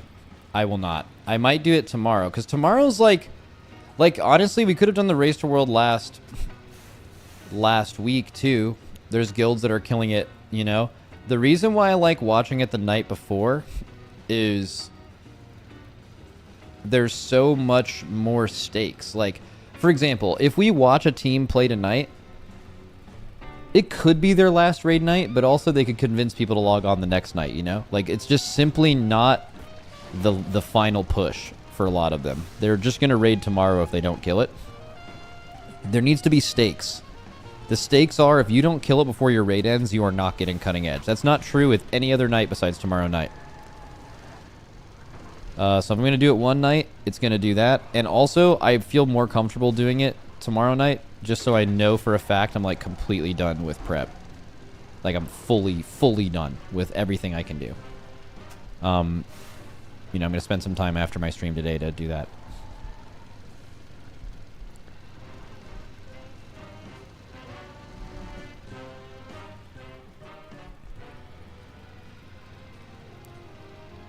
Any renown exploiters again? Nah, there's they didn't make the renown like worth enough to even consider exploiting. / I don't know if there was any exploits for it. Plus also, I'm not gonna lie, even if there was like an exploit for renown, this patch, and let's say there was something worthwhile to do it, like the reward at the end of it was worth it, I don't think any guild would do it. I think that would be so stupid, right? 2 tiers in a row now, guilds have exploited rep. We did it in Emirdrasil, we got a slap on the wrist. They did it in Nerebar Palace, the other 2 guilds, they got a bigger slap on the wrist. Bro, if someone did it this time, they would probably get banned during the race. They would probably ban you while Mythic is out, which would be like catastrophic, right? So, I mean, they've shown Blizzard has communicated very clearly, if you fucking do this, we will ban you, right? There's a lot of like little gray areas in the TOS and things that are allowed and not allowed or not punished, and if you let things go unpunished for too long, then people will just start doing them, and that involves a lot of things. But for specifically rep, I think the communication is clear. Like, do not fucking do this. So I doubt anyone would have done it anyway.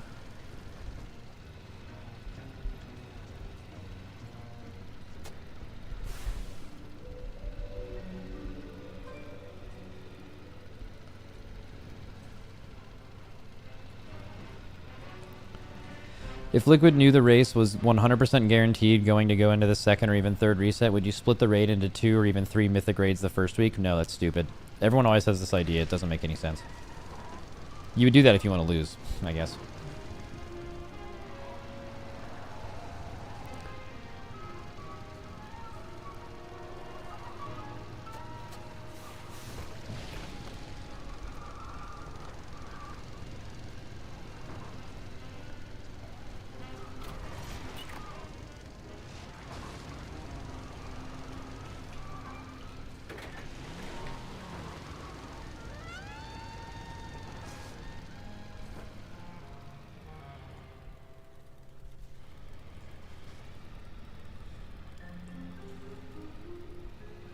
Max, do you think the Chinese teams will try to use holiday buff-like exploits on the race?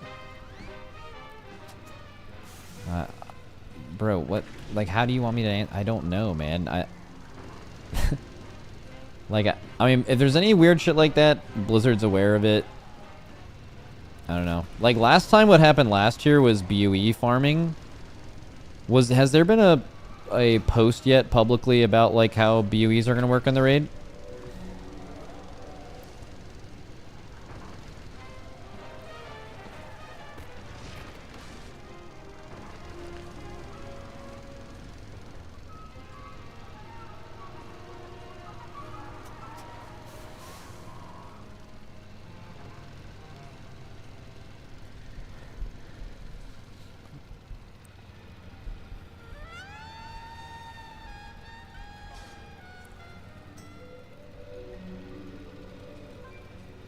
It was on Wowhead? Oh, cool. Right. Yeah, because if they, like, didn't update the way that BOEs worked in the raid, you would have... I mean, after your splits were done, or even during your splits, you would just be, like, BOE farming on cooldown.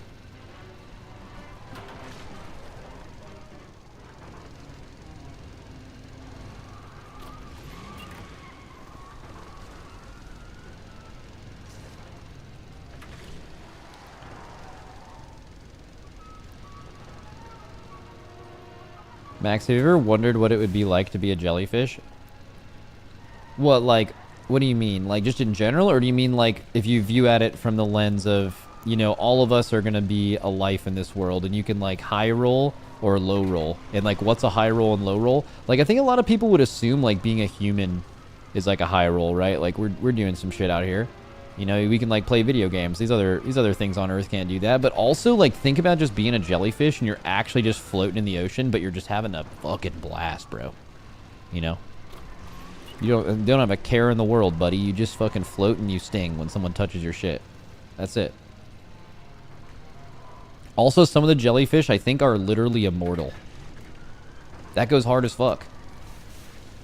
But then maybe it's bad. Like, maybe one day... as a jellyfish, you're actually bored of floating and stinging. And then you can't do anything about it. You know? Like right now, if I got bored of doing the Race World First or something, I could, like, start my own business, like selling used vacuums or something. You know? I could do that. But, like, as a jellyfish, there's no fucking shot I could do that. You know?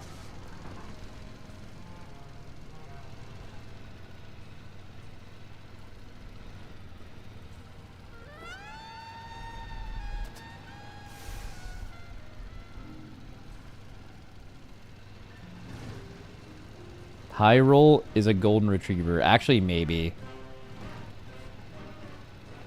Okay, that is too much. I'm just saying, I've thought about this shit, bro. You know what else I thought about? If you can high roll being a human or not. I'm pretty sure for a happier life, you want to just be stupid. Like, if you could just, like, RNG, I guess, technically low roll into having, like, very little education or just being built stupid, you'd want to do that because you're just, like, happy because you don't know any better. Like, I feel like the more intelligent you are, the more, like, you know how everything works, and it's depressing. Where I just, you know, like, it'd be sick to just exist in a world where you're just, like, fucking, you're just basically being a jellyfish, but a person. You know, you're just floating and stinging sometimes.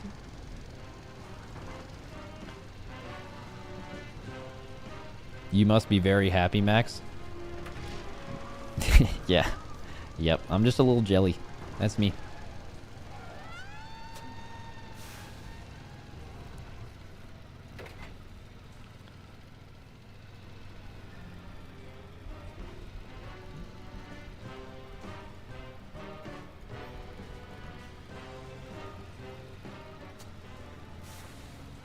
How many mythic bosses do you think die week 1?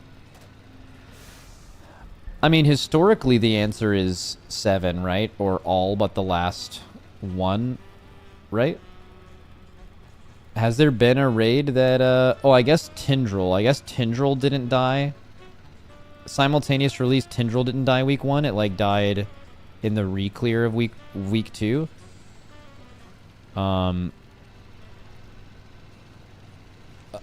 With, like, simultaneous release rates. The reason why I'm separating non-simultaneous release, like Castle Nathria, Sanctum, Sludgefist, or, sorry, Sepulchre, all of BFA, all of those had dedicated heroic weeks. Now you do heroic week during the first mythic week, which vastly reduces your chances of killing all of the bosses, or as many bosses, right? Like, for example, Silken Court last year, 0% chance it dies week 1 if we did 3 days of splits during Mythic. We just didn't do that. So the answer is, like, 6, money back guarantee. And 7 is... I mean, wait, okay, so simultaneous release raids so far. Vault, Aberrus, Amirdrasil, and Nerebar Palace. So in Vault, you easily killed Brood Twister in the first reset. In Aberrus, you killed the whole raid in the first reset. Although Aberrus is an anomaly because of the overgearing. Amirdrasil, I think I'm just going to go out on a limb and say that every single second to last boss in history would have died week 1 besides literally Tindril. Like, Tindril was just too hard. Like, Tindril was the hardest second to last boss ever. Because it could have died week 1, but it was just too hard, you know? The reason Silken Court didn't die on week 1, or wouldn't have died on week 1 with a simultaneous release, was because of Kaiveza and Brood Twister more than Silken Court. Hardened Fallen Avatar? Oh my god, yeah, not even. Bro, if Fallen Avatar came out in 2020, it's, unless you want to make the argument of, like, relative difficulty, like how hard Fallen Avatar was back then compared to how hard Tindril is now, but that's really hard to do because people get better and the game naturally gets harder over time. But bro, Fallen Avatar in 2025 would get fucking smoked. It would get smoked. The guilds now are just so much better than we were back then.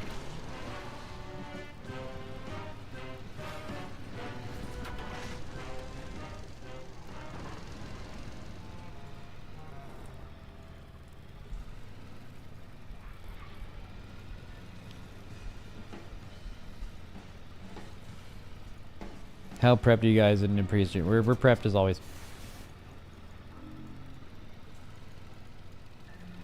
What about relatively? Relatively, you're just making it up. You know?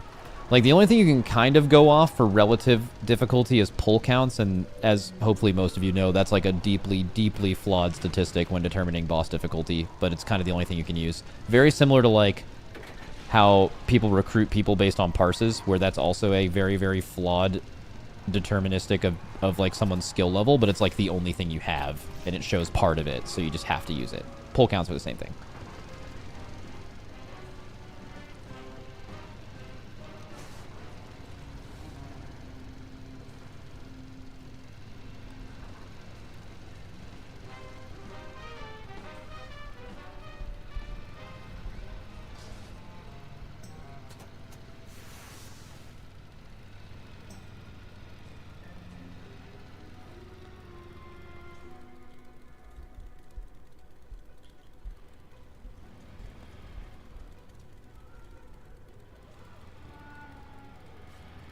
When did Liquid first become a Race World first competitor? Technically in Old Year, beginning of BFA, but realistically, Eternal Palace. Like, we were competing for the Race World first in Old Year, but we had no idea what we were doing, and you need so much experience at this level to even remotely be able to compete. And the only reason that raid was even close was because Method didn't know we existed before the tier started. You know, given the obvious fact that they decided to fucking stream it. But, like, yeah, until Eternal Palace, until we had, like, a couple races under our belt, we realistically were not competing for the race until Eternal Palace. So, 2 answers.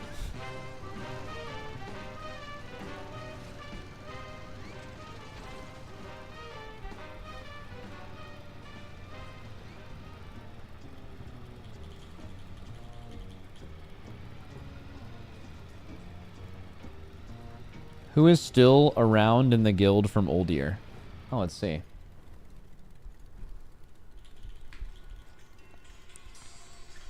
That's a great question. Our first race.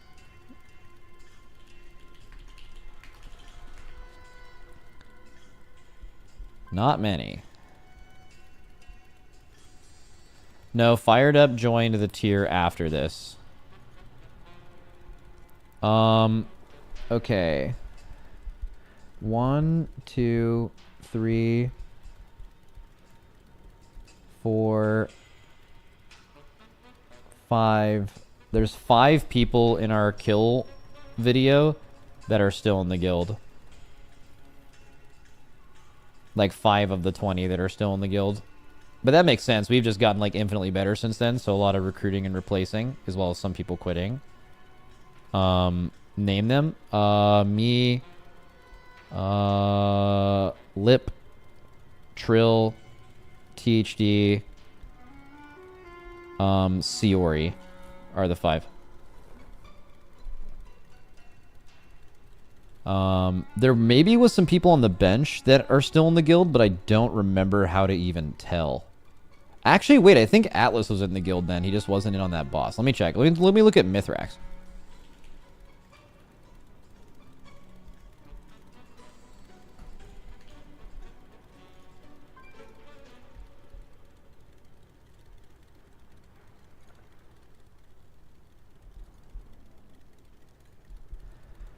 Mithrax.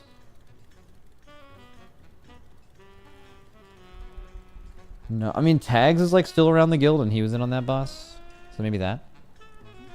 Maybe Atlas wasn't in the guild yet.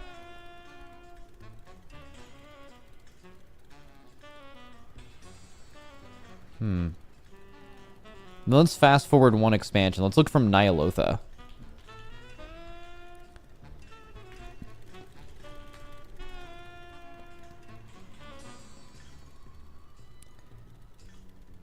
Nyalotha, let's see if it increases.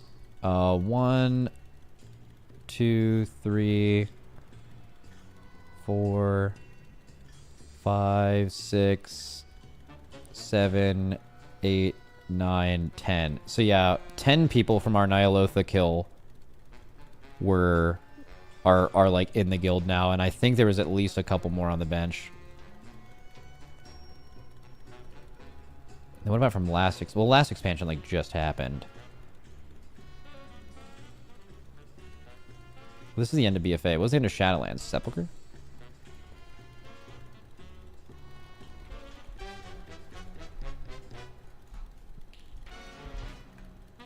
Liquid Jailer.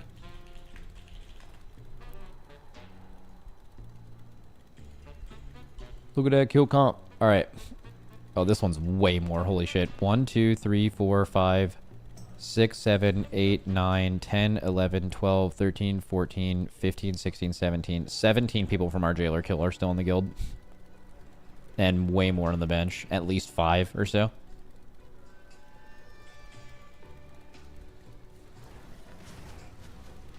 Do you see a world, Max, do you see a world where ID beat Echo?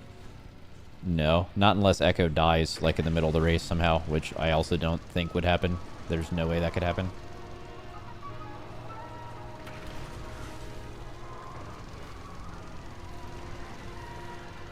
If the race is like 3 days, it still doesn't matter. Echo would still win.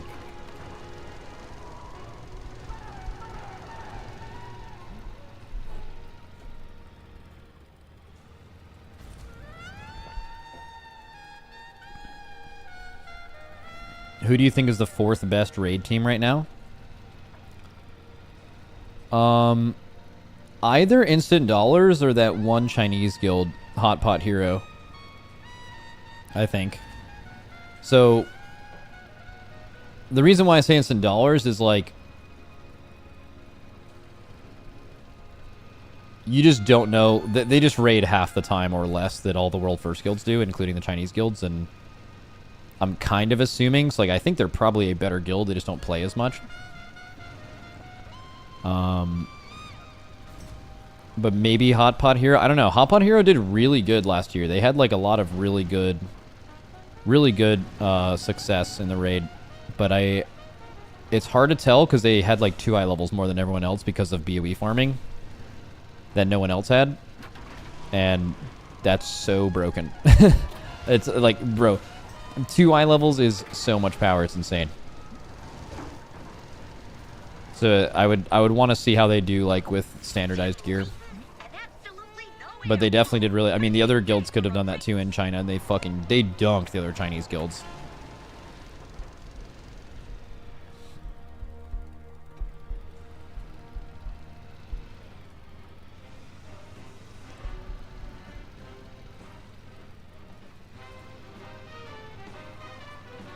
Isn't thinking to farm part of their skill though? No. So to do the farming you needed to do last year, you could not have saved any of your characters to Mythic. You needed to do it all basically before you kill the first boss. So this wasn't found out by anyone until like a day and a half into the race, at which point the correct decision at that time was for both us and Echo to like instantly go in and start doing Mythic, right? The only way that we would have there was no way to know to do it. The only reason the Chinese guilds were able to do it is it was found out before they got their reset. So they just, by getting their shit later, they were aware of something and they were able to do something that was only found out after we were already saved and were unable to do it. It's hard to tell. It's hard to tell though, because like maybe I guess they found out in PTR, but you can't find out in PTR. There's literally no way to find out until it goes live. But like, the answer to that specific question is no. Because like if we just got the raid as late as they did and that information was public before we were able to get saved, then we would have definitely done it too. A lot of people on NA did it once it was found out, but we just couldn't do it because we were already saved. Why couldn't you do it on alts? You could. You already. We had already killed like 5 mythic bosses at that point. There's no alts. You don't. You didn't just restart. You know.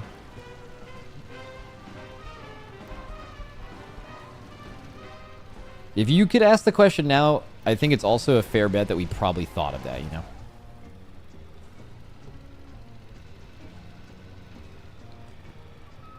Max, would you guys consider going for Raced World first on Classic when it gets to say WoD or Legion? No. Like, what really drives us in doing this and what's really fun about this is figuring out how to do things really good and or not really good. It's how to figure these things out and do them at the same time, or for the first time. Like figuring out these bosses, which on paper seem impossible, and finding a way to make them possible. That's what we're addicted to. In Classic, even though the bosses are like more recent, I guess, the closer it gets to retail, the reality is you're fighting a solved boss, which takes the entire reason of why we do this out of it.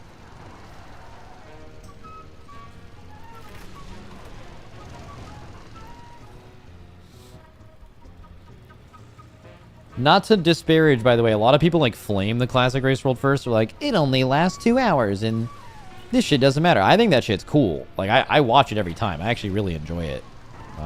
But it's not what we find fun. But a lot of Classic players, like, you can make Classic as difficult as you want to make it, right?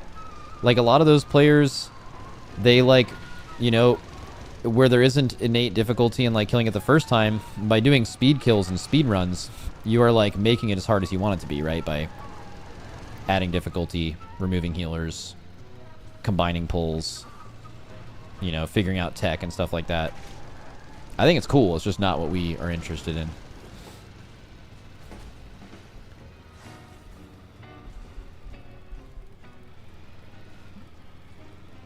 Do you think Mop Classic Race to World First will last more than 1 day? No. No Race to World First will. All the bosses are solved. Unless they, like, release a boss in an unkillable level of tuning or something. But I don't think that's the thing. Also, I think something about Classic, and I don't speak for the Classic community here because I barely, if any, play Classic, but one thing that kind of sucks is, like, during an expansion, it's kind of interesting that things ebb and flow. You know, there's patches that adjust classes, and, like, every patch there's a different tuning and, like, stuff like that, and it keeps it fresh in a way. But, like, the fact that Classic just releases with the tuning at the end of expansion and just leaves it like that for the entire Classic thing, for me personally, like, that blows. That super blows. I don't really know what they should do, though. You know, like, I guess the alternative is you buff it to... The alternative is what? You buff... You just, like... You bring it to each individual patch. Like, when Firelands comes out, you use Firelands tuning. But the way Blizzard's probably looking at it is like, well, there was things in Firelands tuning that we did wrong, and we ended up fixing later. But it's like, but it's also not the way Firelands was. I don't know if that matters, though. I don't know. Because I feel like what they can't do is do new tuning. What they can't do is, like, take the tuning at the end of the expansion and then, like, balance it. You know, like, nerf the OP stuff, I guess, buff the underperformers. I feel like that would just incite the no changes crowd, and then you don't have a leg to stand on there, so...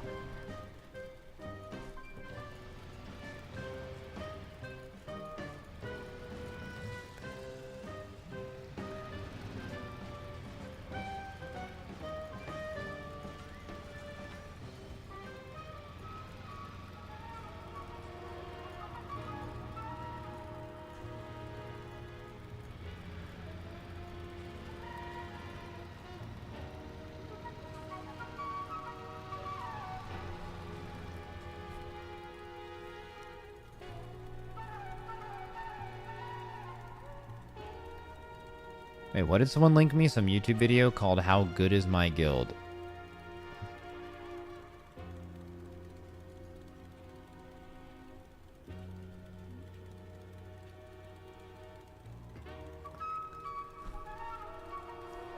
It has 180 views.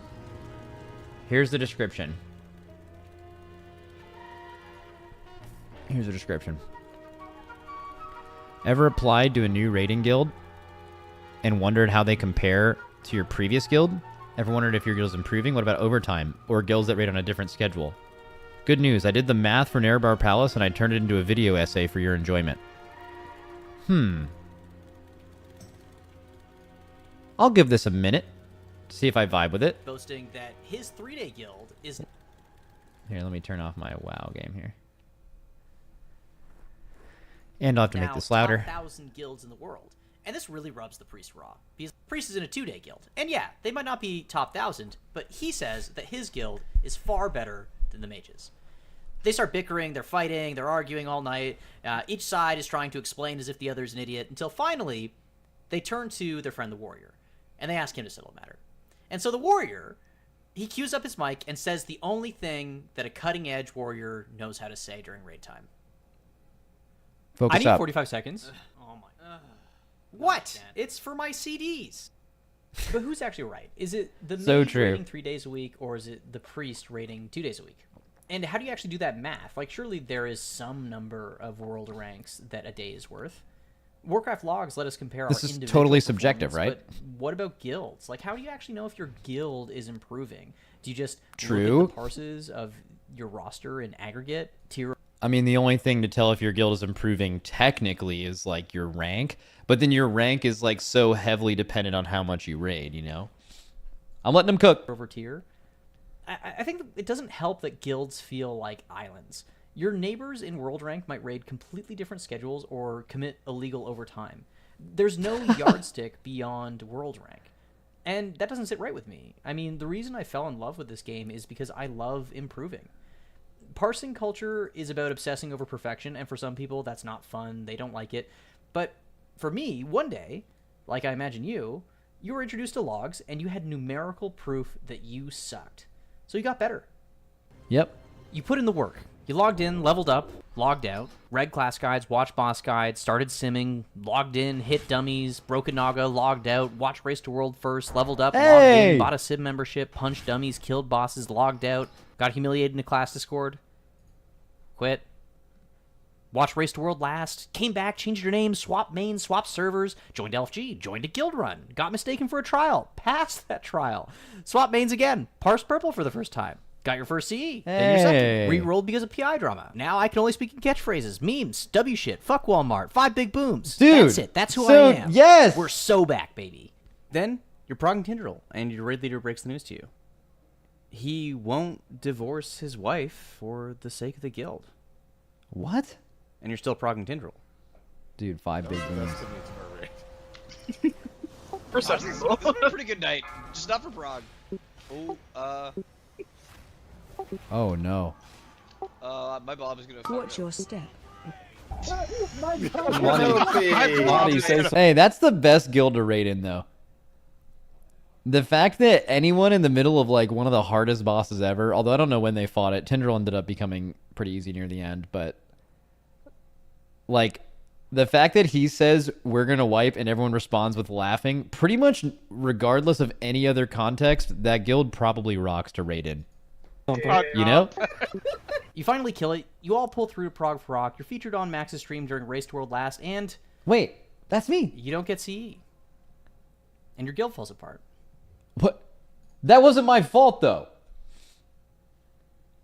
You cry a lot. That is not because I watched the stream. Yep, it happened just like that. For all of us. I did not Every do this. That's not on me. Oh, right. But this is actually about guilds and applying to them and how they've improved. Okay. So, how do we do it? How do we possibly bright. compare all of these different guilds?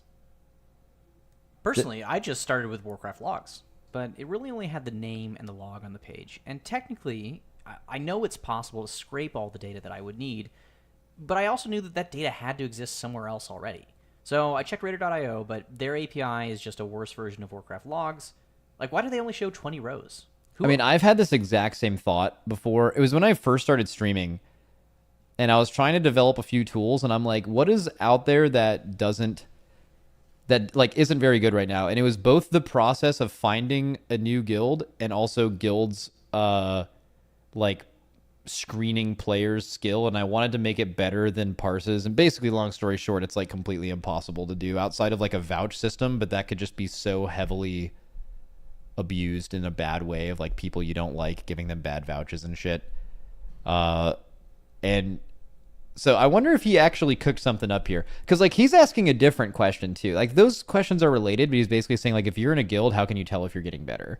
But also it's kind of about applying for and finding guilds that meet your time. But there's no like list. Like, for example, you know, it would be kind of nice, but also really controversial is if you went to WoW Progress, right? If you go to WoW Progress and instead of just having a rank, what? Instead of just having a rank for all the guilds, it's like Race to World. There's like a different tab. Race to World First guilds, 2-day guilds, 3-day guilds, 4-day guilds. Now, you guys know why this is controversial because there's a lot of 3-day guilds that do an extra optional run on the weekends. And are they a 3-day guild or a 4-day guild? And you do, you know what I'm saying? Like people doing overtime, would you have to have other people contest what thing you were in? But like that would really fix it is if you had to be like qualified into any of those different spots, you know? But if like a working version of that actually existed, there is a raid a week tab where, and it's right. It's like correct. The raid Discord work. Oh, okay. Well, I'm sure he'll bring that up then. Only wants to look at 20 rows of guilds. Anyway, WoW Progress let me look at guilds by realm, and that was a bit better. But it didn't really have what I wanted. It did have a feature that would let me sort by raids per week, which looked really promising at first, but wasn't quite what I was planning for. For starters, I looked at the number 1 2-day guild on WoW Progress, Sabotage. And while I don't speak German, I think it's pretty clear that those are 3 raid times. I decided to keep searching and stumbled across guildranks.com. Its stated mission is, quote, to offer alternative metrics to rank guild performance. That sounds like it. So it tracks that was order, Danish. Count, combat Oh, time, get log mad, hours, stay mad. raids per week, I hope he did that as a bit. and discrepancies that might occur in their logs.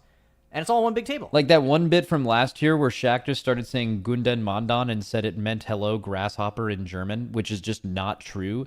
But every time he did it and explained it, the Germans in chat got this is so perfect. fucking mad. I mean, the webpage doesn't let you sort, but it's almost perfect, right? I just have to copy and paste this into a table. So that's what I did. I tried sorting Z to A for combat time, but it doesn't really make sense to put several top 10 guilds in with the 1253rd guild. Resistentnost, which apparently means Russian. The quality of the combat time for them at 3 nerfs late in the tier is very, very different than it is for any of its neighbors in the chart. Yes. I mean, kinda. I mean, as long as this is accurate, I don't know if like combat time is super accurate. I'm pretty sure it is because in previous raids, like they even got our off stream. They take it all from like even private logs. So they even have like your off stream information. I guess you could do a raid and not log it to cheese this, but like no one does that, right? But now that they know that, maybe they would to like cheese these rankings. 1 second. Right. I know we're right in the middle of this video, but I have to go to a meeting, so I'll be right back.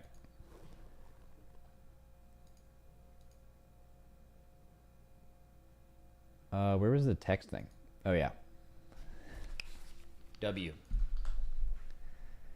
Burb.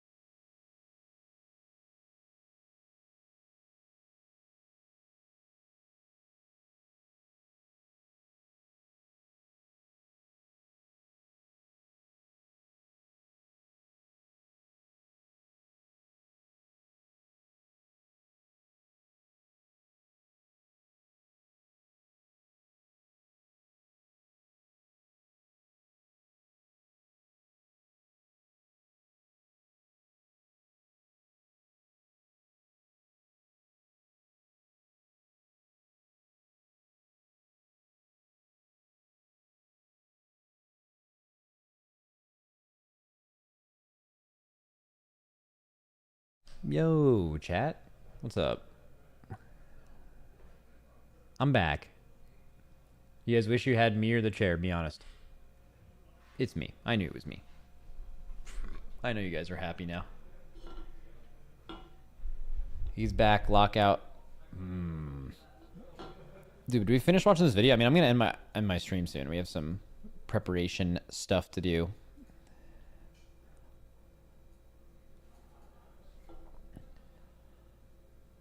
Not much, but are you still playing hockey? No, I played my last game last night during some free time, won the championship, no big deal. And then we're done. Yeah, I'm good to go. Although like I'm going to try to have to find a way to deal with my legs.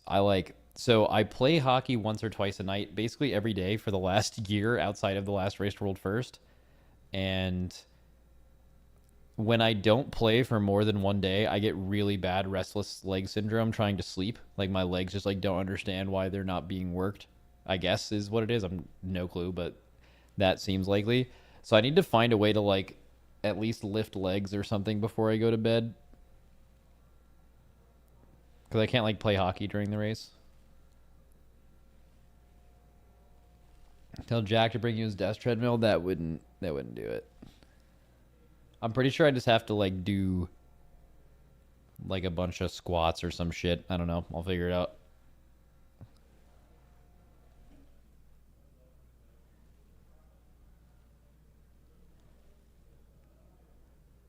Okay. You know, we could watch the end of this video, but I'm just not going to. I want to get prepared for the race and everything. So, if I get done with everything I need to do, tomorrow I will stream for a little bit for the Race to World Last at night. Okay? I'm not committing to it. It's just it could happen.